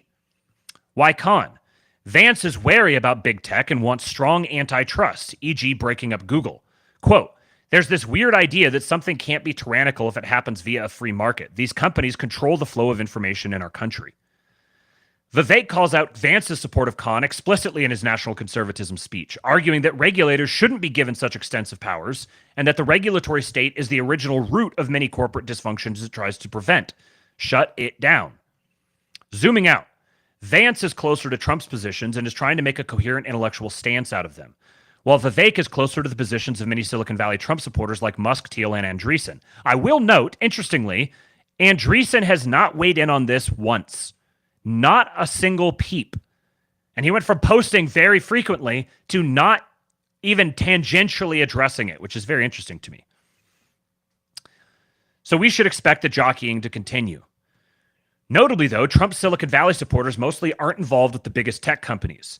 Andreessen has even staked out an agenda that explicitly distinguishes big tech from little tech, aka startups, so maybe there's common ground. As an outsider, it's fascinating to watch these two very smart politicians trying to steer an ideology in real time. The whole thing seems very collegial. There's camaraderie in being the upstarts. I'd greatly appreciate pointers to the closest analog on the Democrat side. And he says, counterpoint from JP, would either of them actually be able to get stuff done under Trump? The number of people who broke ranks with him during and after his previous administration suggests otherwise. And then he says, lastly, on AI, Vance's pro-open source position is consistent with his wariness about big tech. I've heard that Vivek hasn't been following AI as much, but I expect he'll come to a similar conclusion. I have mixed feelings about this, but as per thread below, I don't think people's current positions are very predictive of where they'll end up once AI progress accelerates even further. I'm sad that the open source debate has become so polarized, but I've talked to many people on both sides and generally found them very thoughtful and genuine. So in the long term, I expect convergence to a shared sensible position. We'll do another thread on this soon. And then he linked that thread, and then he linked an interview from the Vance-aligned Republican strategist. So if you want to keep digging down into more of these thoughts here, I will have this posted in the show links on King Pilled, Substack, and on all of the podcatcher. It'll be in the descriptions of the podcasts on all your podcatchers. And then he says, this is back to his thread from a day ago. He says, this is an update for me. When I wrote that Vivek and Vance thread, I was much more sympathetic to Vivek's position. But the view of America as a team that's trying to win now seems weirdly zero-sum, and I think it'll fall apart as fewer and fewer people are net productive teammates. Again, this is a guy with a relatively large audience who comes from working with Google DeepMind and OpenAI. And he says this here, October 30th, he says, for meritocracy to be sustainable, I think we'll need to bring back a version of noblesse oblige. If you're talented enough to be at the top, you have a duty to empower the rest of your society. Otherwise, more meritocracy will create more out-of-touch elite enclaves. And he says another way of putting this, you need to land on a narrative which supports the idea of noblesse oblige. And meritocracy alone can't do that because it emphasizes that people earn power through their own skill and de-emphasizes the idea of giving back. Again, these guys, these Silicon Valley guys, are not that far removed from us on a lot of really important points. Now let me... Come on. I need to rearrange my threads here so I make sure I don't lose track of what I'm doing. Bear with me just a sec here, guys. I've got so much more. Oh, good grief. Is it this one here? This one? Yes, okay. There. And one more over here. All right. So for more specific stuff related to the H-1Bs, here's a thread from Vish Burra, a former assistant for Matt Gaetz, war room pandemic guy. He's a Republican strategist, sort of. There's an overlap here between like the Bannonite Republican strategist world, the new right kind of, and the Silicon Valley tech world. Like this is where they start bleeding together. He says, okay, since the H-1B visa and country caps in the tech sector and India and Indians are all a hot topic right now, I would like to address this as someone who has worked behind the scenes in H-1B consultancies in the tech sector and explain exactly why I'm against removing country caps, against the H-1B visa, and against the entire canard that we need to import more people from anywhere, let alone India, to do jobs that the tech sector can't find Americans to do. Number one, sourcing talent. Big companies like Google and Meta have the resources to go and actually pluck out the actual best talent from these countries. And it's not hard for them to attract those applicants either because they have the brand recognition. All the best want to work for the best. This isn't necessarily the problem. The problem is all the no-name consultancies and mid-size and small-size consultancies. They can petition for H-1Bs too. How are they sourcing them? Well, they usually run by Indians, just find a guy from India through their network who's willing to work for them and come to America. That's it. They'll make sure they have some kind of bachelor's or master's from some college out there and have the aptitude to learn and understand software. That's it. They aren't actually geniuses or anything like that. They're just willing to work and can learn to talk the talk quickly. Number 2, importation. Once the prospective worker agrees, the consultancy petitions the American government, USCIS, on their behalf, saying they tried to recruit for the job doesn't exist, in America and couldn't find anyone. That's why they need to bring this guy. Key part of this is that the visa is tied to the employer. So if the employer drops the worker has to go back. He can't just find another job. This is the indentured servitude model. Number 3, the gambit. The consultancy makes sure the guy speaks English, and that's really it. USCIS can't actually vet the workers on the knowledge they claim they have, especially a vast and sophisticated field like software. USCIS doesn't actually have a way to tell if someone is lying about their skills or not. All they have to do is convince the USCIS that they can speak English so they can come and immediately start working here. Number 4, the actual job. Once they get the petition for visa approved and they come here, they find out, or already know, they actually don't have a job here yet. The consultancy now tries to find corp-to-corp contract gigs for the worker. That's if they actually know the tech and they're not faking. If they're faking their skills, another workflow is initiated. Number 5, training day or months. The fakers are trained for up to 3 to 4 months in a software that's marketable and fetches a good hourly contract rate. Basically a coding bootcamp style program. They go from zero to superficial knowledge in the tech, just enough to pass an interview with a potential client. Number 6, they sell the fake. After training the fake for 3 to 4 months, the fake is provided with a fake resume claiming 78 years of experience. Why? Because that's how much experience is needed to demand a minimum of $50 per hour on a contract. Does it work? Duh. These workers trained for 3 to 4 months routinely fool interviewers looking for 7 to 8 years of experience. Number 7, the split. Once the job and rate is secured, the consultancy bills at $50 per hour and pays the actual worker the minimum, about $27.50 an hour, and the consultancy pockets the difference. Imagine 100 H-1Bs on a roster doing this for you. Does this sound like fraud? Well, that's because it is from beginning to end. Ask yourself, if some Indian fresh off the boat getting 3 to 4 months of training is able to fool an American that they're actually a seasoned 7 to 8 year professional, why can't we just train Americans to do that? Why import anyone? That's where the indentured servitude model of tying the visa to the employer is highly important. Americans can take the training and leave and take their talents to another company because Americans have rights and will not tolerate being mistreated. Imported workers on an H-1B do not have such rights or a path for recourse. If the H-1B worker doesn't comply or keep their mouth shut, they're sent back. This is why Americans aren't being trained or selected for these jobs, because they can go to another company at any time for any reason. The H-1Bs can't by design. Merit has nothing to do with anything, and the Americans who are in charge of gatekeeping the system can't actually suss out merit or fraud. Even worse, they might be scared of denying applications due to racism. The consultancies in the middle are the ones making the big, free, sweet money, and they're neither brilliant nor bright at anything. They just have a network back in India of people who are willing to work for them and put up with whatever to make that sweet American dollar that converts so well back in India. That's the game plan for them. Make as many dollars here and save them so they can go back to India and live like kings. They don't intend to build or invest here, just gut America for dollars and bounce. The biggest insult is that the Silicon Valley tech bros, who only recently accepted MAGA and America First, whether opportunistically or genuinely, want to tell the OGs of MAGA what America First really is. Anyone actually MAGA for long enough knows that cutting down illegal and legal immigration is the top priority for America by far. I'll qualify this slightly by saying that cutting down illegal immigration, if you're talking in terms of like poll numbers, cutting down illegal immigration is wildly popular, like 85%. Cutting down legal immigration is wildly unpopular. That's not to say that it's wrong. It's to say that that's a much bigger political lift. It still needs to be done. Anyone who tells you otherwise doesn't actually understand the movement and is gaslighting to their own benefit.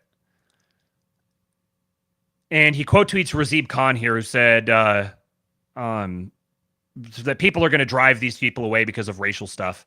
And he says, I like Razib and all the Indian names mentioned here, save for National Review Ramesh perhaps, but please don't attribute my views on stuff without actually getting it from me. I'm vehemently against the H-1B system, and I'm especially against more of them coming from India. Too many of them have a penchant for being complicit in this fraud, and then well-meaning Indians wonder why anti-Indian sentiment is so rampant. It's festering because we're facilitating this fraud and crying racism at anyone who fights against it. I'd prefer not to lie in that bed my fellow Indians are making for me. The actual problem at the very root is that Americans don't value education at a cultural level like Indians do, and therefore aren't initiating themselves to learn the necessary skills needed to thrive in this new economy. And I know a lot of people want to push back against this notion, but at a large level, it is true.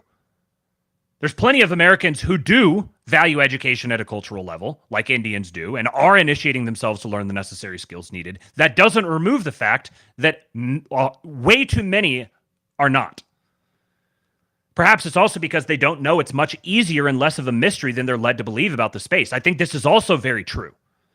Remember, an FOB Indian with 3 months of training is able to fool an American interviewer that he's a 7-year pro. It really is not that complicated, but that knowledge is hidden from everyday Americans. We need to let Americans know that it's not rocket science. This means a new initiative to educate Americans and invest in Americans to teach them these skills. Yes, like for a lot of Americans, it's being an engineer or software developer or learning to code. It's very intimidating. They don't realize how actually relatively easy and straightforward it is. And so then tagging on to this, Gary Tan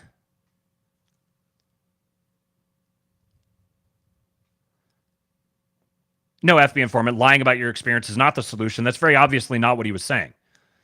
He said they can easily lie and pass on a little bit of training. They can easily lie and pass. So for people, for Americans who genuinely have not pursued that type of education, have not gotten into these various different types of engineering, have withheld themselves from the tech world, because this is also a real thing. There's multiple different factors happening here. There's people who are being artificially withheld from the tech world. There's also people who are artificially withholding themselves from the tech world because they have the sense that it's this new field that's much more complicated and complex and difficult and requires high levels of expertise.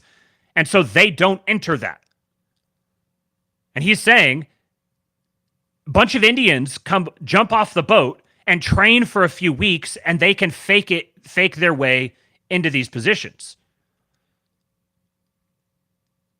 So if you're holding back, if Americans are not willing to get into some of these fields for that reason, that's not a legitimate reason to not do it. Colin Ross, $5 US. He says, the best way to get a job with me are $500 Target gift cards. So then this guy here, so Gary Tan is the president of Y Combinator. He's probably the, I think of all of the guys that I've sort of flowcharted here, he would be at the extreme liberal end of the pro-MAGA tech guys. I don't even know if he's completely pro-MAGA. He may have voted for Kamala. And so this is what he says. He says H-1B reform is needed because IT consultancies abuse the visa. Tech people do get this. One thing the discourse below purely ignores is how society is about to change because of AGI. Given that reality, America must truly select for the superlative. Imagine ARC AGI for humans, which is basically like abstract reasoning testing. And Psychedelic Rob says, H-1B isn't ready for the AGI era. The system props up profits, not talent. America's edge depends on selecting innovators, not maintaining a pipeline for cheap labor.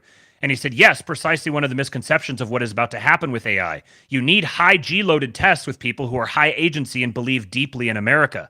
You don't need lots of willing bodies. The reason I wanted to include this response from Vish is that one of the stock memes that everybody is repeating is all of these tech guys are motivated by this desire for mass importing a bunch of cheap labor. But there's actually a very real professional pressure here that they talk about commonly, which is, and this is one of the reasons why they were so anti-illegal immigration, why this is one of the issues that brought a lot of these guys out of the closet, so to speak. They do not have an incentive to import a whole bunch of cheap labor. Because this is what they're looking at. They're looking at the fact that the people that you need, like all of that cheap labor is going to directly compete with the things that they're trying to build. Elon is building robot armies and AI. One of the main things AI does is it cannibalizes low-quality code production. Low-quality software, like low-tier software development, is going to get absolutely obliterated by AI. So these guys are not motivated. All of this is where you're taking the stock critique of the regime and you're attributing it to these guys when they don't think this way. Whether they're right or not about this, because I'm very skeptical about the AGI claims, but I do think that we don't need to attain AGI to get massively influential labor force transformative effects from the field referred to as AI. The large language model machine learning field is going to obliterate, especially taken with robotics, is going to obliterate a lot of these labor pools. So attributing that motivation to them just makes you look like a moron who doesn't understand what's going on. They definitely don't feel that way. They don't feel like we need to mass import a whole bunch of cheap labor. Now, there are tech CEOs who want to mass import a bunch of cheap labor. These are not the ones. They're opposed to that idea. This is why, like, universally going through all of these MAGA-friendly Silicon Valley technocrats, every single one of them is like, the H-1B system is a massive headache. It gets wildly abused. And it needs to be significantly reformed, and it needs to have the floor raised up.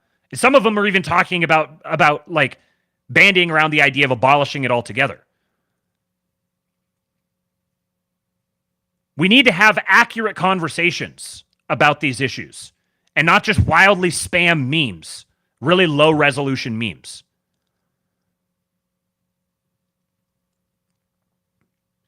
This constituency is absolutely interested in restricting the mass importation of cheap labor. And this is a related one here. Let's see.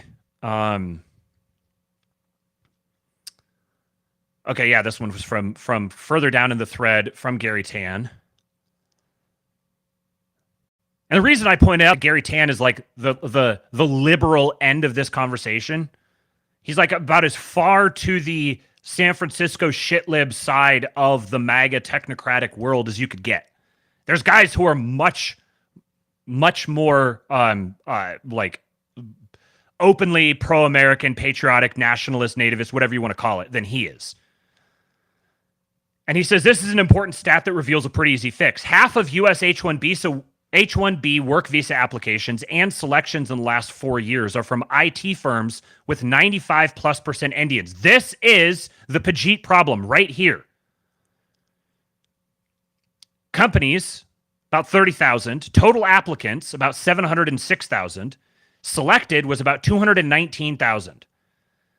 Says, I knew it was a lot, but only this new data shows that it is 50+%.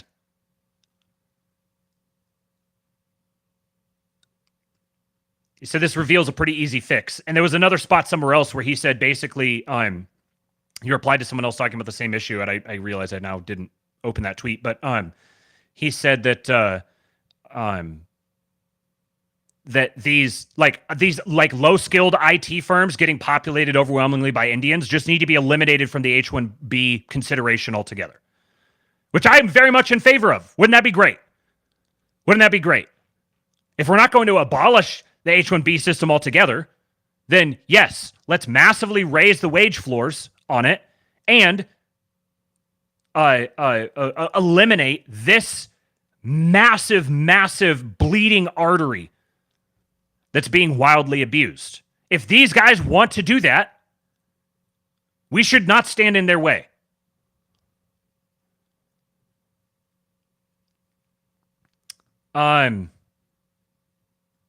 Oh, here. This is actually it here. I did open it.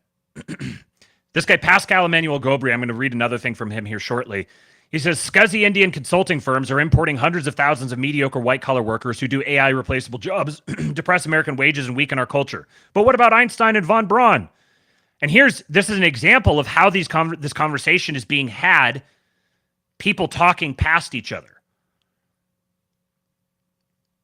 Because the Silicon Valley MAGA technocrat guys they're talking about one thing, which is the cream of the crop, the 0.01%.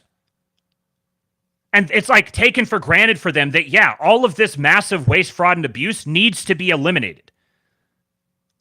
Just mass importing, chain migration, all of this like low-skilled people who aren't going to assimilate. Yes, that should not exist. They're unified in believing this. They talk about fixing the legal immigration system. This is what they want to do.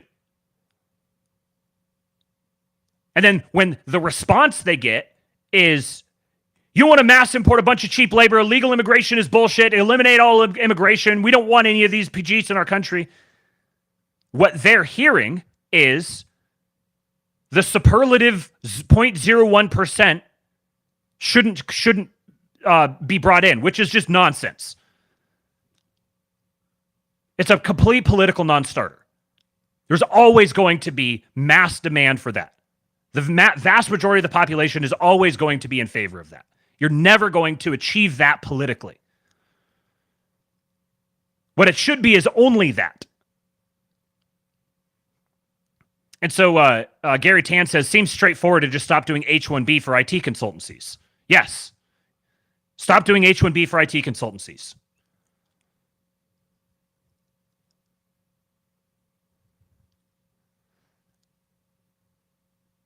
Here's another very good thread from Mr. Gobry. He says, I feel like there's this historical point that is being missed about the whole what is America discussion. Take it from a Frenchman. The whole our nation is an idea, all contributors are welcome speech is imperial propaganda. Romans, French, Americans said this because they had an empire to run.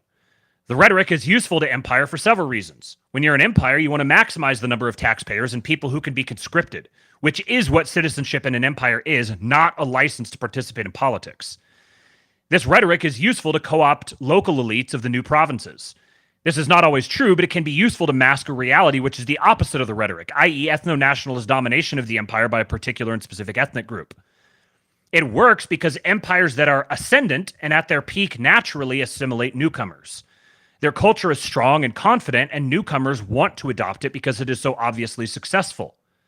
This is like all of the immigrants who came in the 1800s, 1900s, the early part of the 1900s, all of the Italians and the WAPs, that all these different little subcultures were all super hostile to one another. We won't hire Irish people because they're a bunch of degenerate drunks, and the Italians are a bunch of greasy WAPs that only look out for their own. But it worked. Bringing them all into this country worked because they all assimilated, because this was a nation on its ascendancy toward empire. And there are obviously benefits to the empire to skim the cream, and the cream in question, which is the crucial bit, wants to embrace the empire's culture because it is seen as successful in the path to success. This is the key lie at the heart of soft power. Soft power works because of hard power. Your culture exports itself and is adopted because it is seen as successful and therefore high status. This does not describe America currently. Yes, in some ways, the American empire is still strong, and in some ways, America remains the most vital nation in the world. However, as much as it pains, America is not at its peak anymore relative to any point in the past 30 years. It may return, but it's not there yet. For the past X decades, American culture has been systematically sabotaged by an anti-American fifth column. As in the case of Rome and France in a declining empire, the immigrant's incentive and gut appeal is no longer to assimilate and add its strengths to the team. It is to strip for parts. America is like a wounded lion. It needs time to heal. The idea that it can or should attract masses of immigrants before it has fixed its internal problems and created a renewal which will once again make its culture attractive and assimilation the default option is very, very misguided. He said America's core problem is the founders said they were founding a constitutional republic, but actually they were founding an empire. And this is another guy who he does a lot more politics posting, but he is another one of these, EAC in the bio. He is from this or heavily influenced by this California ideology, Silicon Valley, sort of pragmatic libertarian worldview, even though he's French.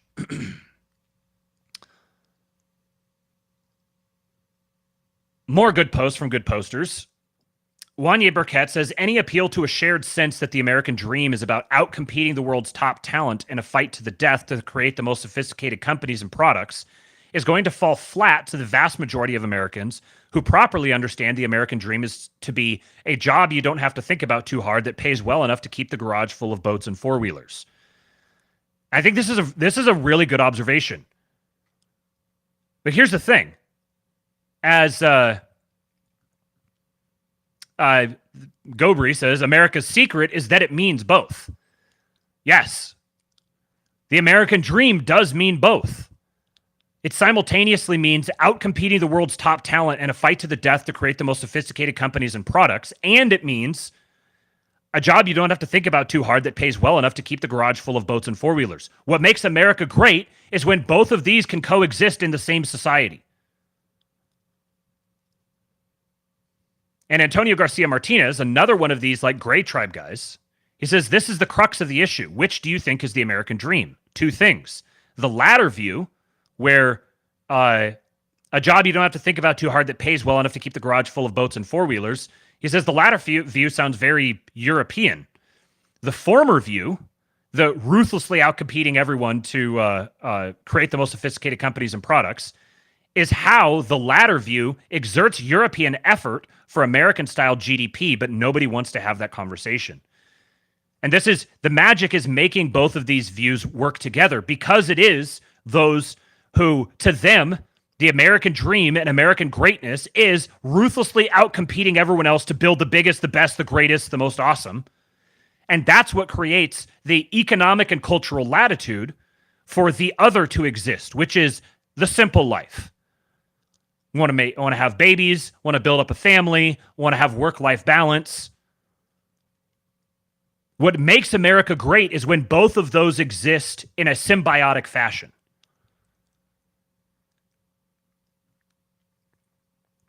This guy says, as a French, seeing so many people around me aiming for two, I've always seen the American dream as one.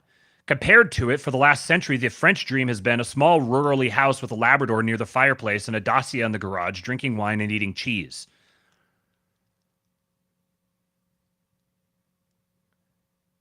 AGM says, the interesting thing is it's the foreigners who have a more elevated and ambitious vision for America, while the Americans have a more modest one. And I think this is an irony that does exist. Again, the other thing exists as well. The foreigners who see America as a place to be stripped for parts and sent back home, and the Americans who have the elevated and ambitious vision. Frankly, I think more Americans need to have the elevated and ambitious vision for America, because what we are saddled with, plagued with a like a low spirit, low energy. Which is why I relentlessly hit upon this no fucking blackpilling. Bigger, better, greater. We can do great things. We will do great things. We are civilization builders. It's what we do. And to be a civilization builder, you need a generation of men, particularly given where we are now. You need a generation of men who are going to work 100-hour weeks for decades to make it happen. This is what building a civilization is. It doesn't matter who's did what to get us to this point. That's an issue to sort out on the side. What does matter is Americans being reignited with the American frontier spirit.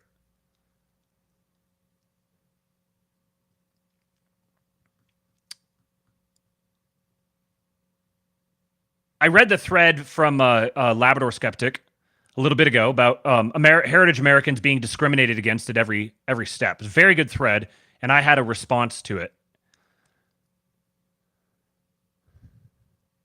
said, this thread is bang on, and I want to add a thought that's difficult to confront but need grappled with.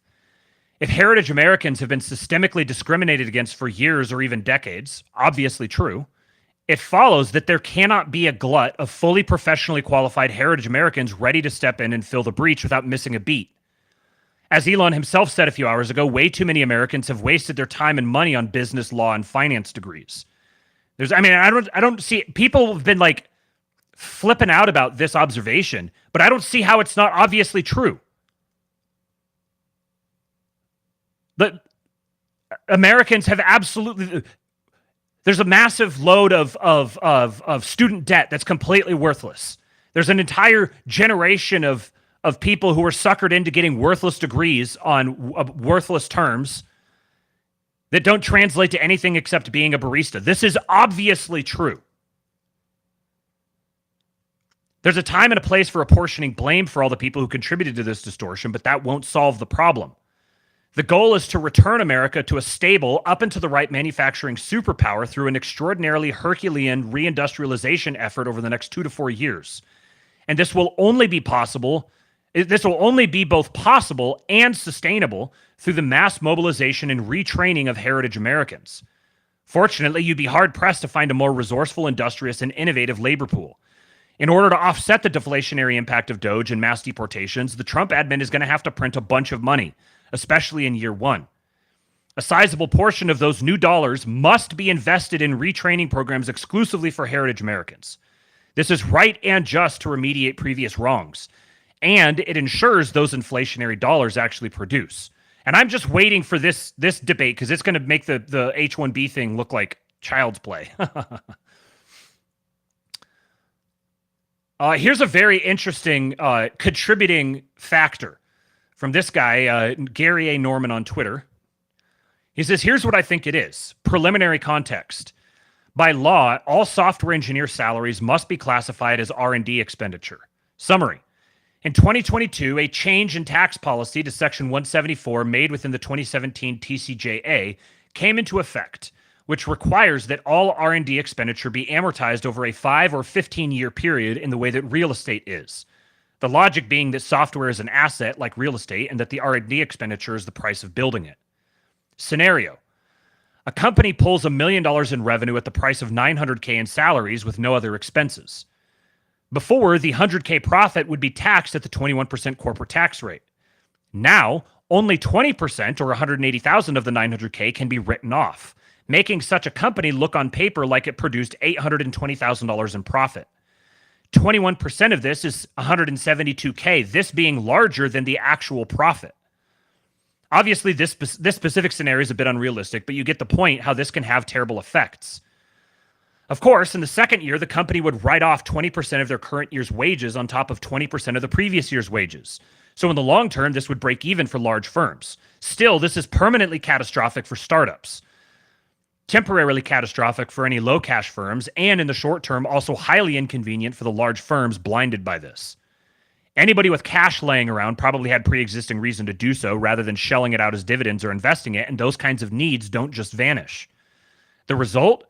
Mass layoffs. Companies outsourcing to Germany, senior engineers competing for junior positions, workers bleeding into irrelevant fields, hundreds of applications per position, and so on. In 2022, there were 165,269 layoffs from 1,064 companies.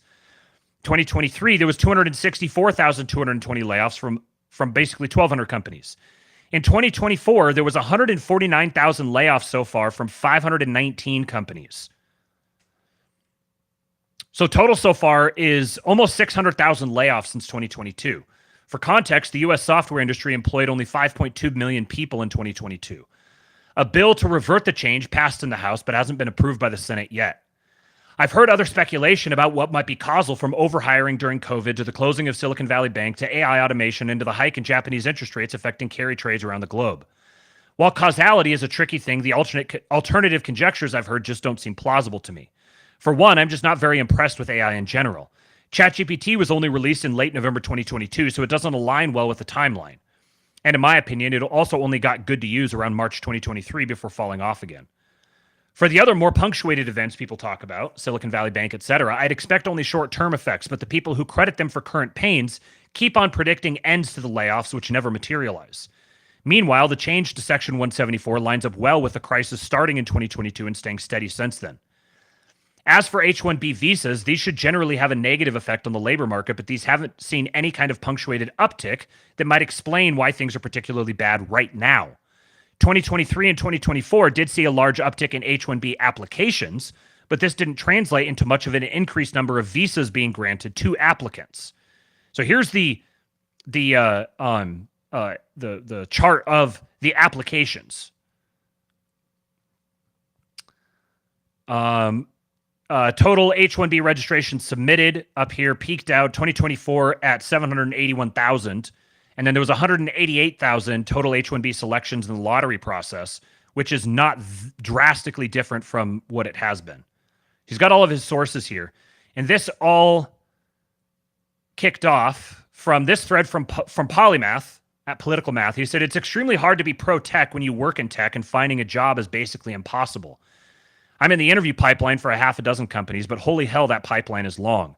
Every interview is because I know someone who knows someone. I've had 0 interviews from online applications. That avenue is trash, pointless.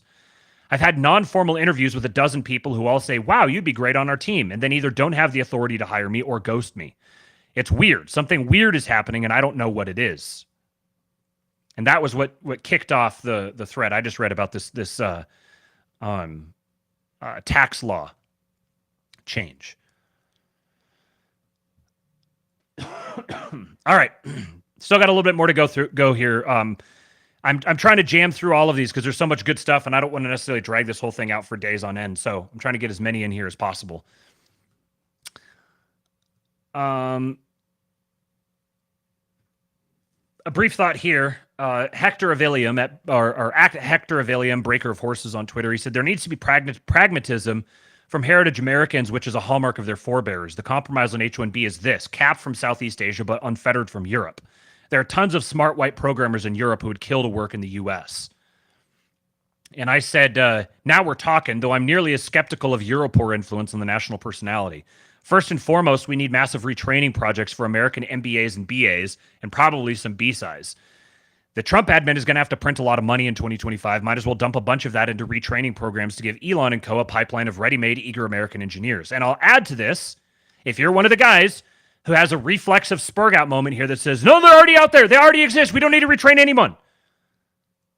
Okay, fine. Then take all of that money and dump it into projects to funnel those existing guys. Either way. If they think that because I think that they genuinely believe that there is a shortage. I think they genuinely don't appreciate the distortions that have happened to the labor market under their watch. So they genuinely believe that there's a shortage. On the flip side, you have the employees or the would-be employees who can't get a freaking job and go through this hellish application process. The entire thing is all FUBAR. And a big reason for this is this point here. Elon said there's a permanent shortage of excellent engineering talent. It's the fundamental limiting factor in Silicon Valley. And everyone, again, because everyone is just like balls deep in this determination to take it in bad faith every single thing that Elon says right now. So he's saying that this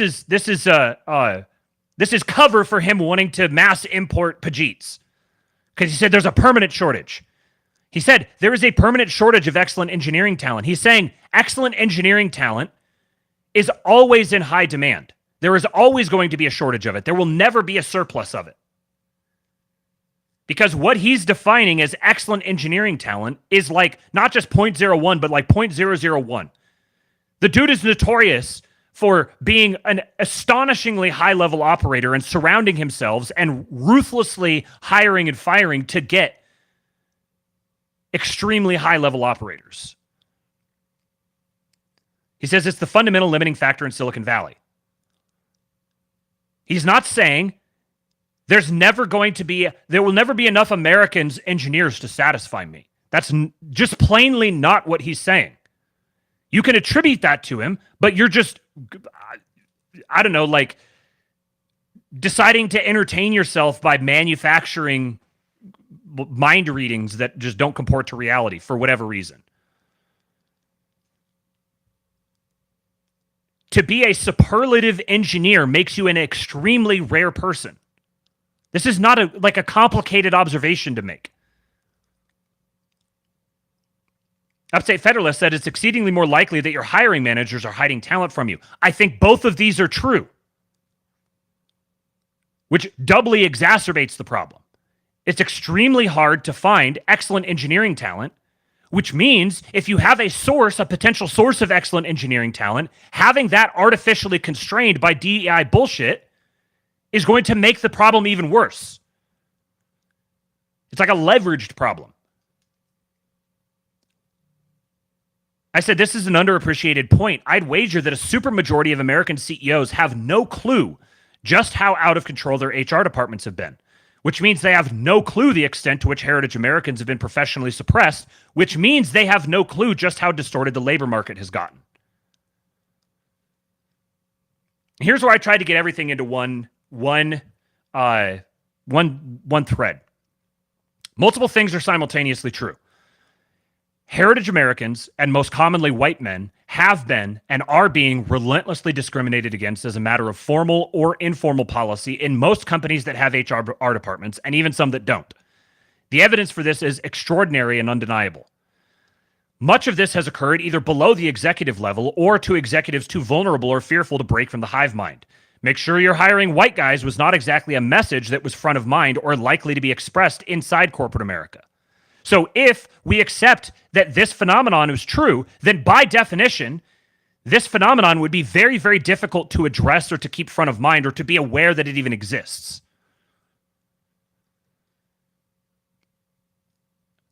The problem is so much more expansive than anyone has truly grokked that its market distorting effects haven't been properly handicapped when evaluating the inefficiencies in the system. And this is what this conversation existing, this is like the big white pill, is that this conversation happening means this phenomenon that people don't truly appreciate, even if they're like, yeah, DEI bad. It's just like, they're like, yeah, DEI bad, so get rid of that DEI stuff. But it's easy to miss the fact that there was there was sustained downstream distortions that are going to have to be consciously remediated. Just getting the stuff out of the way isn't the same as setting it right again. Until literally a few months ago, this entire topic was only even considered in a few narrow corners on Twitter. To the average normie, it sounds too preposterous to even contemplate. The average MAGA technocrat is sincerely unaware of just how bad it's been right under their noses. There are so many other inefficiencies occupying their attention, and the conditioning is strong. It's remarkable they broke from the pack to support Trump. Over the next few weeks, an enterprising few will start wondering, and then they'll start calculating how much money this has cost them.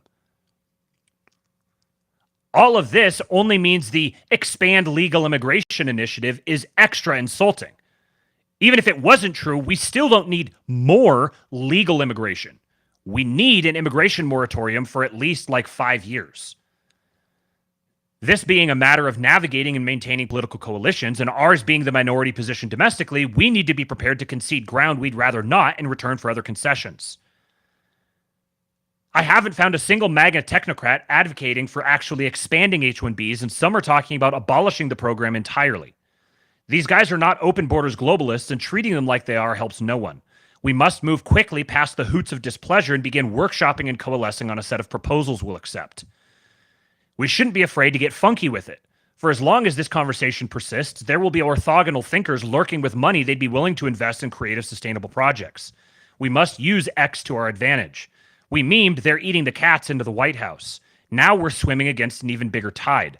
It's time for discipline, prudence, and building, not entrenching and taking up arms. Related thought, America is going to experience a massive wealth spike over the next decade. There will be a mad scramble for all of that new productivity. Focused teams of low time preference men will outcompete all others. A lot of our guys are about to become Bitcoin millionaires or more. Our purchasing power is only going to improve. And I've been using this tweet now as a thread to accumulate these interesting ideas. This person said, put a tariff on H-1Bs, so to speak. Charge a fee, say $100,000 or $200,000 per year, to be paid by the hiring company, the employee, or both. An alternative would be to auction off the fixed numbers of visas. End the DV program. Auction off, say, 5K visas a month to the highest bidders that can pass the minimum standards, education, background check, etc. Have to charge for the accompanying family, too. All of the newly generated income has to go into reducing the middle-class tax burden directly with a built-in calculation in the law, e.g. $1 billion in fees would lead to X percentage reduction in 15% tax bracket, etc. Love it. Let's get more of these ideas. Base Beth Jesus says all the paleo-right MAGA tradespeople should seriously just pivot to building data centers or GPU farms and power plants that power them. They have the skills. This is how they can own a slice of the AI pie in the near term. Love it. Let's get more of this. This person said in this thread from Boniface Option, said, watching Elon get ratioed badly on his own side over the H-1B issue is a fascinating revelation of reality. He doesn't have his finger on the scale like the previous regime. People strongly disagreeing with him is actually encouraged. 2, MAGA is decidedly not enthralled to tech billionaires. We're thankful for their invaluable contributions to defeat Kamala, but we will not simply allow the invasion, but legally. The average blue and on leftoid is comically wrong. We disagree with the wealthiest man on earth, and we're not afraid to let him know. This guy said, credit to Elon for actually allowing the pushback, but it will be essential for Trump advance to push back on the techno-bro wing of MAGA. And Boniface Option says he clearly has made some promises to them in order to shore up their support, but a good compromise would be streamlining the H-1B process like they want, but taxing remittances at 100%. Would greatly limit the numbers coming here without overtly restricting them. Yes, let's get that. 100% remittance taxation. This guy says, no, the real control mechanism is to make companies pay H-1Bs 150% of the prevailing wage. If it's not about depressing wages, at 100% is, and about a genuine shortage, it's not, then paying a small premium to compensate society for the negative effects of immigration on the social fabric is fair. And this guy said, you make great points. I think we should go with your idea and tax remittances at 100%. Yes. Yes. I love it. Give us more. Kurt Schlichter says, there's an easy solution to the H-1B highly skilled visa issue. Since it's so vital we have foreigners coming in because there are allegedly not enough Americans, companies who want them can pay $50K a year tax on each visa worker they hire if they're that essential. Yes. More. Let's get more and more. I love all of it.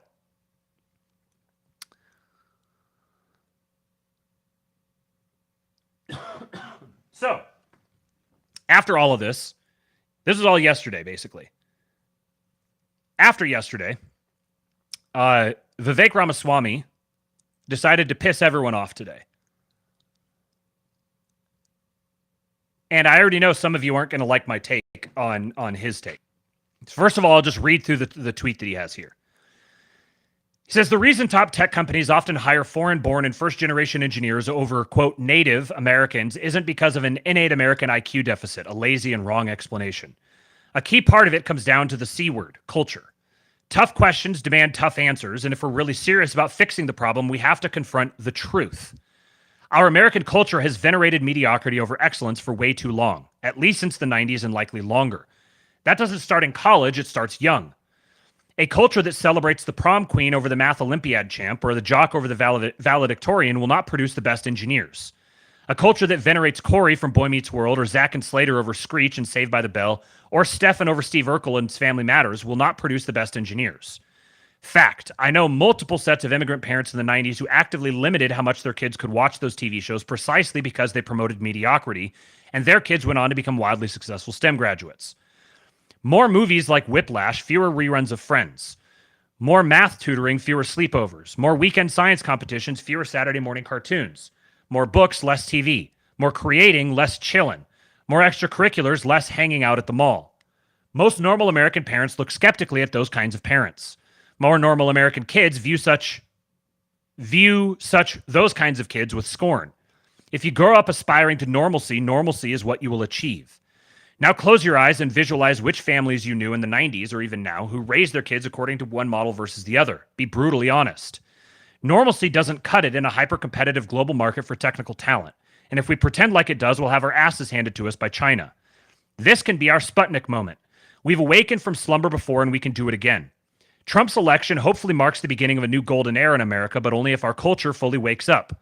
A culture that once again prioritizes achievement over normalcy, excellence over mediocrity, nerdiness over conformity, hard work over laziness. That's the work we have cut out for us rather than wallowing in victimhood and just wishing or legislating alternative hiring practices into existence. I'm confident we could do it. America emojis. So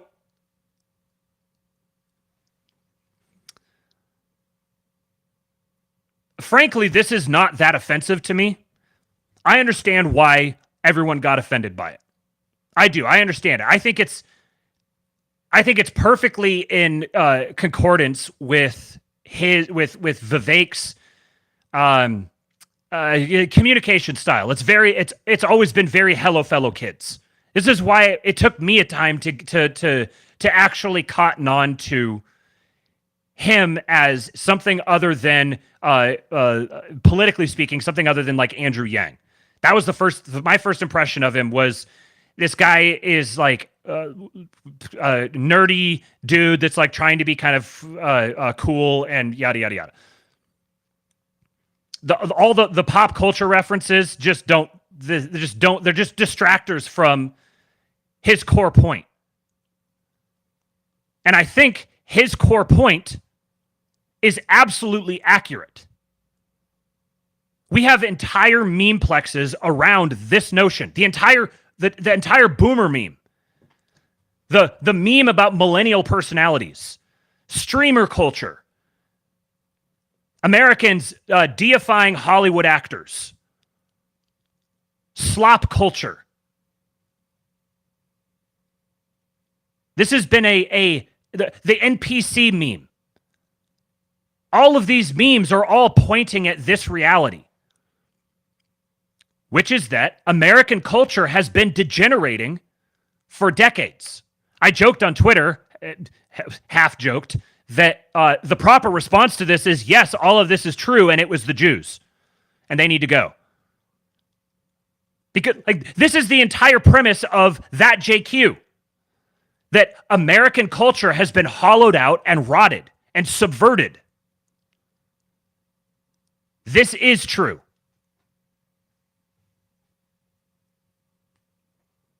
And it's a tough pill to swallow. No one wants to hear it. Which is why he probably would have been better off not saying it. Because nobody wants to hear it from him, especially. But you could be real mad at him for saying this and tell him to go away and shut up and stop talking. And frankly, at this point, it would be better if he stopped talking. But that doesn't eliminate the point that he's making. Luke Groman says, you show me an incentive, I'll show you an outcome.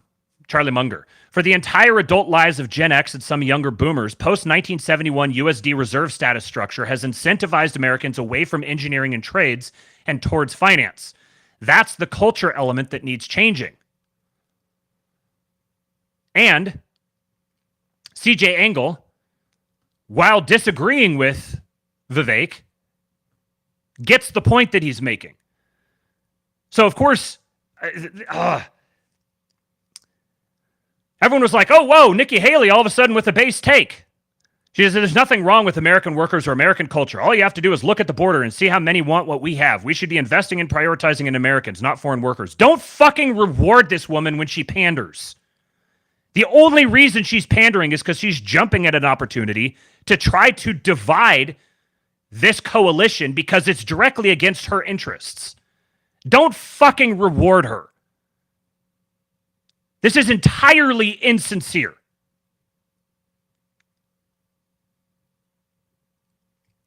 CJ Engel says, my strong disagreement with Vivek has been established, but let me counter-signal Nikki here. The American people are in very dire straits. We are not at all close to our former glory. Undeniably true. The American stock is physically, spiritually, mentally, and even structurally degenerating. This was done to the American people, but we cannot pretend like all is fine. That's the optimism that is cowardly that Spangler talks about. We are not healthy. We are lethargic, depressed, defeated. But the answer to this is not immigration. The answer to this is not replacement. The answer to this is a multi-generational initiative of investment into the American people as they have been historically constituted. The answer to this is vitalism and dynamism and greatness. We have to fight so that the grandchildren of the present generation of decayed Americans might regain their own national pride. Optimism is cowardice, is a punch against neoconservative denialism about the tragedy that has swept the American people after World War II. All is not well. We have an almost impossible task ahead of us of rebuilding and reforging, and the worldview of Elon Musk stands in our way. I don't think that this is his last statement. I just don't think that this is necessarily true. I think that there's aspects of Elon Musk that are orthogonal to this, but I also don't think that the worldview of Elon Musk is properly understood. There's way too much just attributing regime sentiments to him that simply are not there.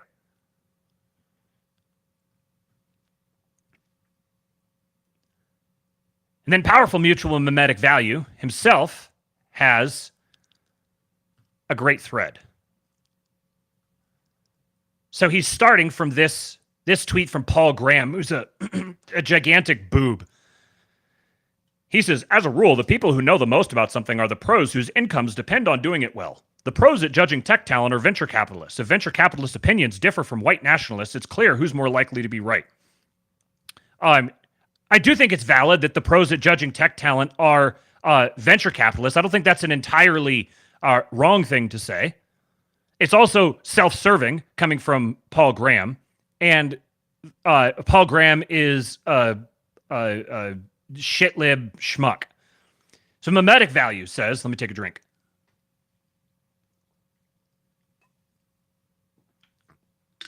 As someone whose parents immigrated with exceptional scientist status and had recommendation letters from dozens of American colleagues, I condemn this disgusting, selfish midwit rhetoric from PG. PG doesn't understand that humans are not interchangeable parts. It's actually extremely important to immigrants themselves if natural-born American citizens like you. You should be beloved by existing citizens and be grateful for your opportunities to receive visas and green cards. Today, most immigrants are nothing like those from 20-plus years ago. Whether they be refugees or H-1B, most ought to be classified as economic opportunists or even invaders. Immigrants used to see founding stock Americans as senpais who they can learn the American way from. Today, they are entitled snakes who bite the hand that feeds them. PG misses the entire point of immigration. Immigration is about definite optimism. Only these with clear plans for building a better future should immigrate. Rent seekers without any clear plans should all go back. His type of indefinite optimistic mindset is why the West has been in decline, and why Y Combinator went from a prestigious fund with high returns into a laughingstock. Many founders I know who used to read PG's essays are now embarrassed by how far he's fallen off. PG mistakenly believes that only white nationalists are against him, but the truth is that previous generations of immigrants who respected founding stock Americans and wanted to live among them to collaboratively build a better life, a better future, are also against him. H-1B has multiplied 10x over the past 20 years, and the U.S. has not benefited from this.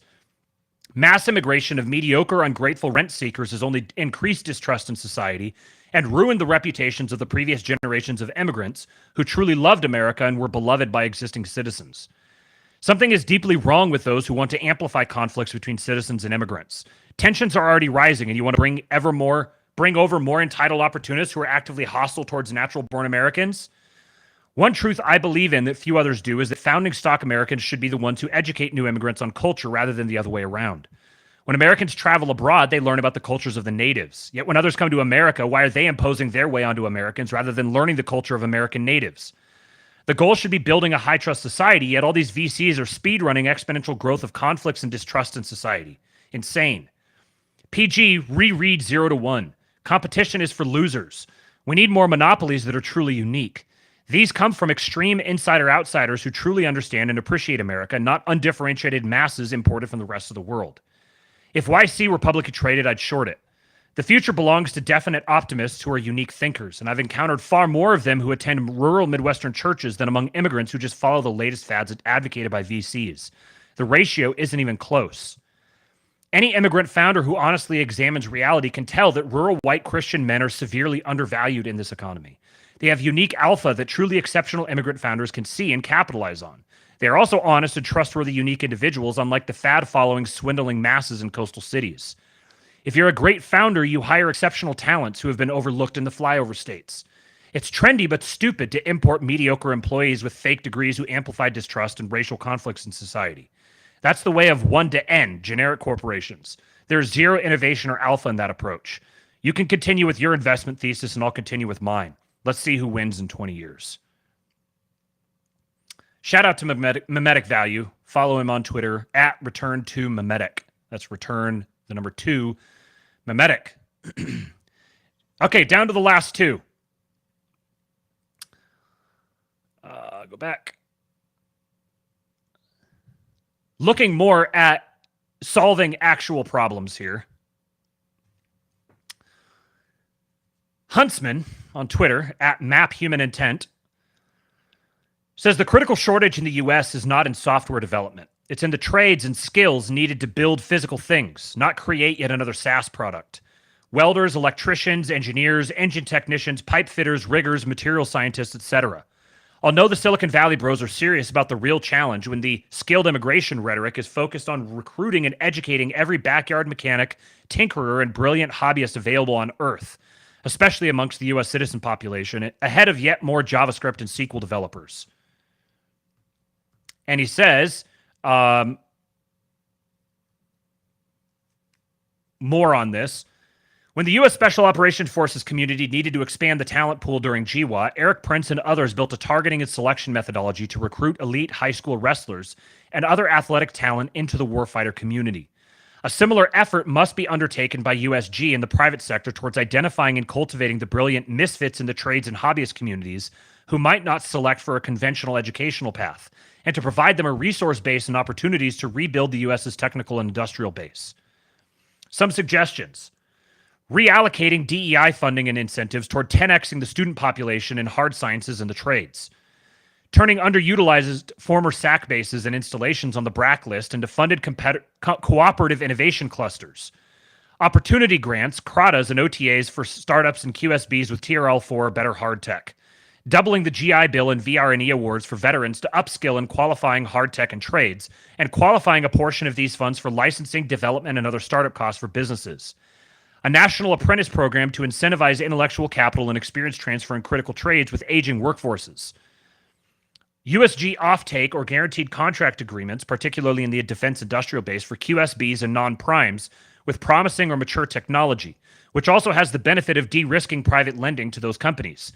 Elbridge Colby at Policy and the new DoD A&S teams could do a lot of good with this idea.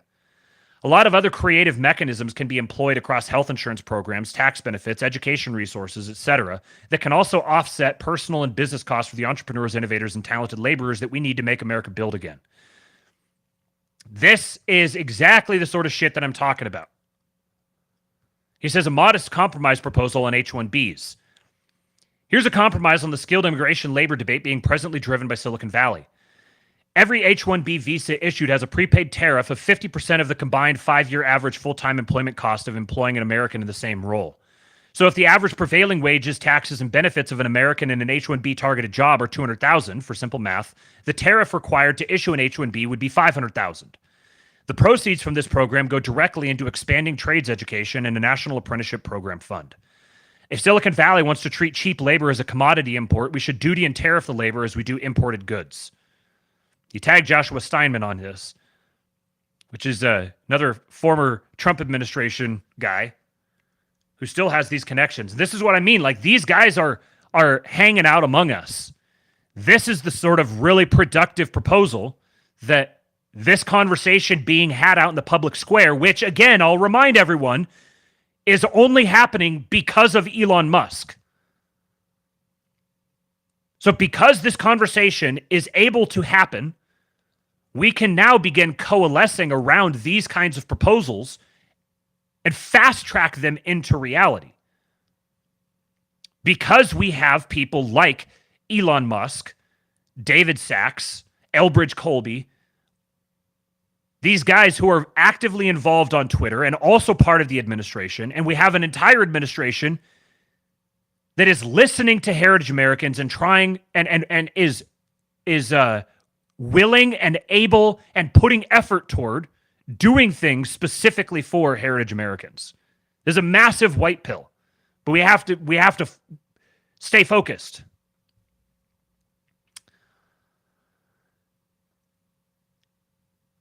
And the very last thing, slightly unrelated, but actually not entirely unrelated. This is from @StealthQE4. Says, this is dark and deep, but it's my biggest concern heading into 2025.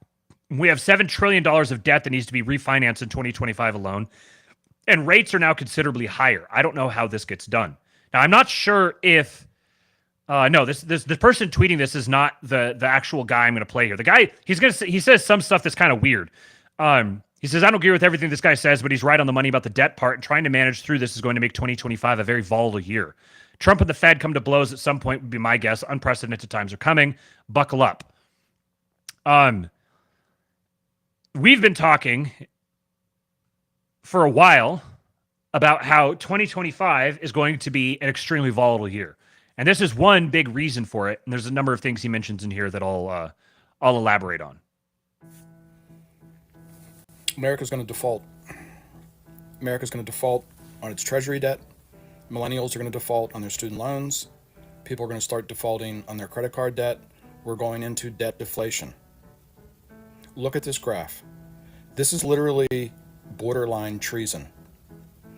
This is not the yield curve, but a curve of all the U.S. treasuries that have been issued. And a third of them, more than a third of them, are going to come due in Trump's next administration. Look at this, Linda.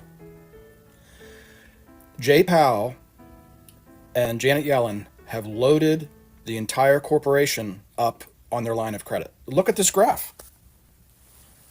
We couldn't issue 10 and 20 and 15 and 25 and 30-year bonds for the last 4 years. We've paid for the fucking war in Ukraine, the destruction of Gaza, the fake housing thing where we brought interest rates back down. And as soon as they did that, interest rates went up. Because look at this graph, people. This is the scariest graph in all of fucking finance. And you're not going to see it anywhere else. By the way, shout out to Process for Growth Consulting. I use a lot of his stuff, and I always try to reference him. Process for Growth Consulting. Once a week, go look at his stuff, and he does a deep dive on this. Now, what does this mean? This means that Trump has to roll over $10 trillion in his administration. This is a setup to destroy the next administration. Okay, now we're doing the thing with the BRICS. If you try to get off the dollar, we're going to put a 100% tariff on your goods. Like, it's going to get worse under Trump, people. I know everybody wants to celebrate red and blue, but this doesn't have anything to do with fucking red and blue, okay? This is the credit of the United States of America. And if this were a corporation, that CFO who put this balance sheet together would be liable. This is like Enron shit. Think about a government. What does a government do? The government's job is just never to blow itself up, right? Like, look at this. Why is there not $2 trillion worth of 30-year bond? Look at this. Why is there not in other words, you could take all this and just spread it out like cream cheese on a bagel, so you'd never have these big influxes of credit that's coming due. Like, you don't have to have any financial knowledge to understand this. This would be like your husband goes to Vegas and comes back with an $80,000 credit card. Then you go, what the fuck did you do? It's like Wolf of Wall Street. You had a $47,000 month on your expense thing. That's what the Biden administration just did. And I think that it is conceivable that Trump will bury Jay Powell, because what they're going to do is they're going to go in, and if Patel is the FBI agent, he's going to go, we need to see the correspondence between Jay Powell and Janet Yellen that created this. It created this $10 trillion bomb that's about to go off. I did a thing that people liked it. I did Trump. And by the way, I'm not a Trump tard. I've beat up on Trump. I think the whole ear thing is not what we think it is. I'm skeptical about everything. That's my job. That's why a lot of people like to listen to my stuff. I think they come in and they say, we want to see how the Federal Reserve and the U.S. Treasury put this pile of shit together. And believe it or not, there is actual laws on the books that revolve around the U.S. Treasury and the Federal Reserve. Now, if you're a Tom Luongo appreciator, you're aware of the fact that this is actually not something that that Powell and Trump are necessarily at loggerheads over, and this is not Jay Powell was not complicit in creating this bomb to hold over the Trump administration. This is us genuinely having to pay the piper. I mean, I have some more thoughts, but I'm going to play a little bit more of this. The dual mandate of the Fed is low inflation and maximum employment. And my TikTok feed this morning just blew up with millennial tech people saying there's no jobs. There's no jobs. There's no full fucking employment. Interesting, isn't that? Millennials on TikTok are talking about how there's no tech jobs. Huh. I wonder where that conversation came from on TikTok. You have to be a goof to believe that. All the numbers are wrong. All the numbers are bullshit. It's $7 for a jar of mayonnaise, and we have to roll over $10 trillion in the next Trump administration. Okay, so where do we go from here? It's going to start with this Black Friday thing in Walmart. It's going to expand to a boycott. People are going to be like, I'm not paying $100 fucking dollars so I can check out my own groceries or go stand in the fucking line in this, 100,000 square foot building, and I have to wait in line for 25 minutes because you won't hire somebody else to run to check out the groceries. We are on the verge of something.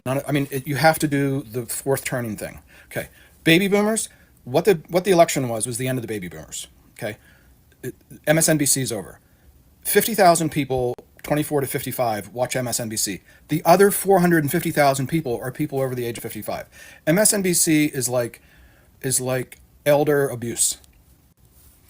Okay, so the old guy, by the way, the last four presidents of the United States, to include Trump, were all born in 1946. Okay, so we have a baby boomer-based system. That changed when Tulsi Gabbard and Bobby Kennedy joined Trump. So we now have a Gen X administration. Here's what Gen X gets to deal with right here. Okay, so I know I'm all over the place, but just stay with me. There's no script here, there's no notes, it's just like fire hose. Okay, so we came out of that early 90s recession, which was pretty significant. How did they get out of it? In 1994, if you're in finance, it's the only year since 1980 where interest rates went up significantly and the price of bonds went down. And then that blew up the market so bad. Remember James Carville said, what was it? In my next life, I want to come back as the bond market. Alan Greenspan just said, fuck it. We're going to make bonds go up. We're going to make stocks go up. Well, Gen X, you just woke up to this. This is the result of this for the last 30 some years. Okay? $10 trillion coming due in 4 years. At the same time, the BRICS are just expanding and expanding and expanding. They're not creating a reserve currency, people. They're just, they all used to run their business, their global trade off the dollar, and then they'd recycle US treasuries, these things. That's over. Okay, it's not about a reserve currency. They're just getting off this. It's really not the dollar-based system. It's really the U.S. Treasury-based system. All right. So baby boomers are done. We don't need a president who shits himself. We don't need a drunk woman who can't do Joe Rogan because she can't answer any questions and she just has like corporate word salad answers. So what we did is we voted for the guy who's insane, Agent Orange, but put this collection of people together of all kinds of walk, from Bobby Kennedy, who cuts off whale heads, to Tulsi Gabbard, who's like the Samoan surfer, Hindu warrior princess. And they won, okay? So now it's a Gen X thing. So Gen X, I would have you stare at this and ask yourself, what should we do? Here are some of the options. Hope it works. It might. I'd say that's 1 out of 4. Restructure the whole thing, which would look like what? If we start to expand out here, if you look at the graph, go to Fred 30-year, just what I said, Fred. It's the St. Louis Federal Reserve. You'll see that coming out of COVID, the long-term stuff, the 30-year stuff, exploded, right? So that's what this is a big trick. And let me explain what Jay Powell and Janet Yellen. By the way, she was in charge of the financing of the Ukraine war. There's 1 million men unalived. Janet Yellen financed that. If she went to the Nuremberg trials, she'd be put in prison for the rest of her life. She financed that war. And right here you can see right here's the bill for the Ukraine war. Okay. We can issue a whole bunch of 10 and 20 and 30, and what'll happen is the mortgage rates will go to double fucking digits. Because around the world, everybody that runs pensions and sovereign wealth funds, that handles trillions of dollars, they know this better than Americans know this. We have to figure out what to do with these $10 trillion. We could have the Fed turn on QE. The Treasury could print money. Believe it or not, all over TikTok they say the dollar's collapsing. It's not. We probably are going to start printing money again. Have a nice week. That last part there is exactly correct. This is the link for this Vorpal Anvil will be in the show notes on it'll be the very last one, kingpill.substack.com. You can subscribe over there. It's free to subscribe. You can get the show notes for every episode posted there afterwards, which also goes out to the podcatchers. And so if you go to Apple or Spotify or whatever, then you can get it there. If you're listening to the podcast, then this is primarily supposed to be a visual show, but sometimes it's more. This one probably works better for audio, this episode. But if you're on the podcatchers, please leave us a 5-star rating and review. Yes, he's exactly correct. And here's the thing. Luke Gromen has been on this for a while now. I've mentioned him to you guys here before. And I'm going to say it again. Luke Gromen, go to Twitter. Luke, Gromen. His consultancy firm is called Forest for the Trees. He's basically like a professional researcher and consultant and advisor. And then go to YouTube, search, narrow your search results by filter them based on upload date, make it like the last week or two, and go listen to the interviews that Luke Gromen has been doing. Because one of them was on the What Is Money show. One of them was on, I just forgot her name. She's like a Bitcoin chick. She's kind of mainstream. Forgot her name. He has been hammering this, that the state of the dollar, the state of the U.S. economy, having the entire industrial base hollowed out has become a matter of national security. And the people who are directing events now are thinking from that point of view. And the bond market is going to get fucked. He's been hammering this. They are going to... and what he's saying is that they need to get out ahead of the Doge agenda, and they need to suppress the U.S. dollar early before the Doge starts.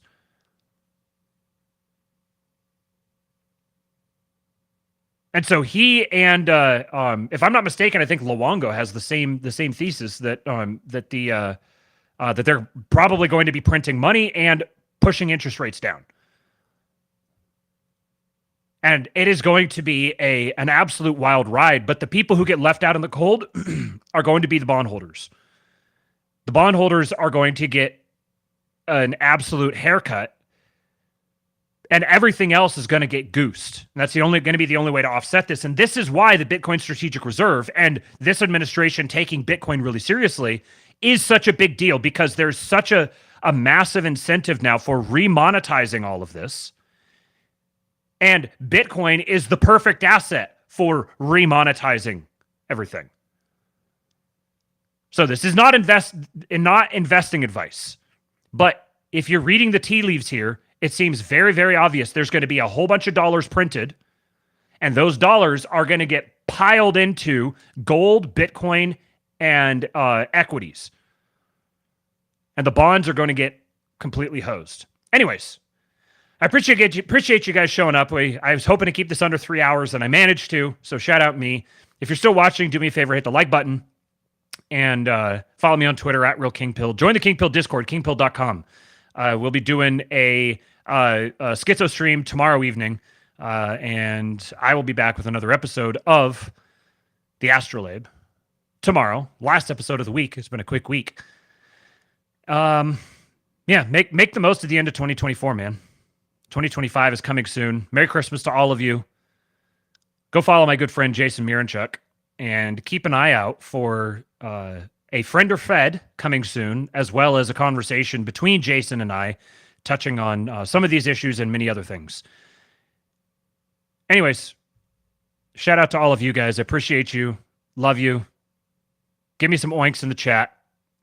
Hit the like button, and I'll give you Hulk. When they took a shot at my hero, and they tried to kill the next president of the United States,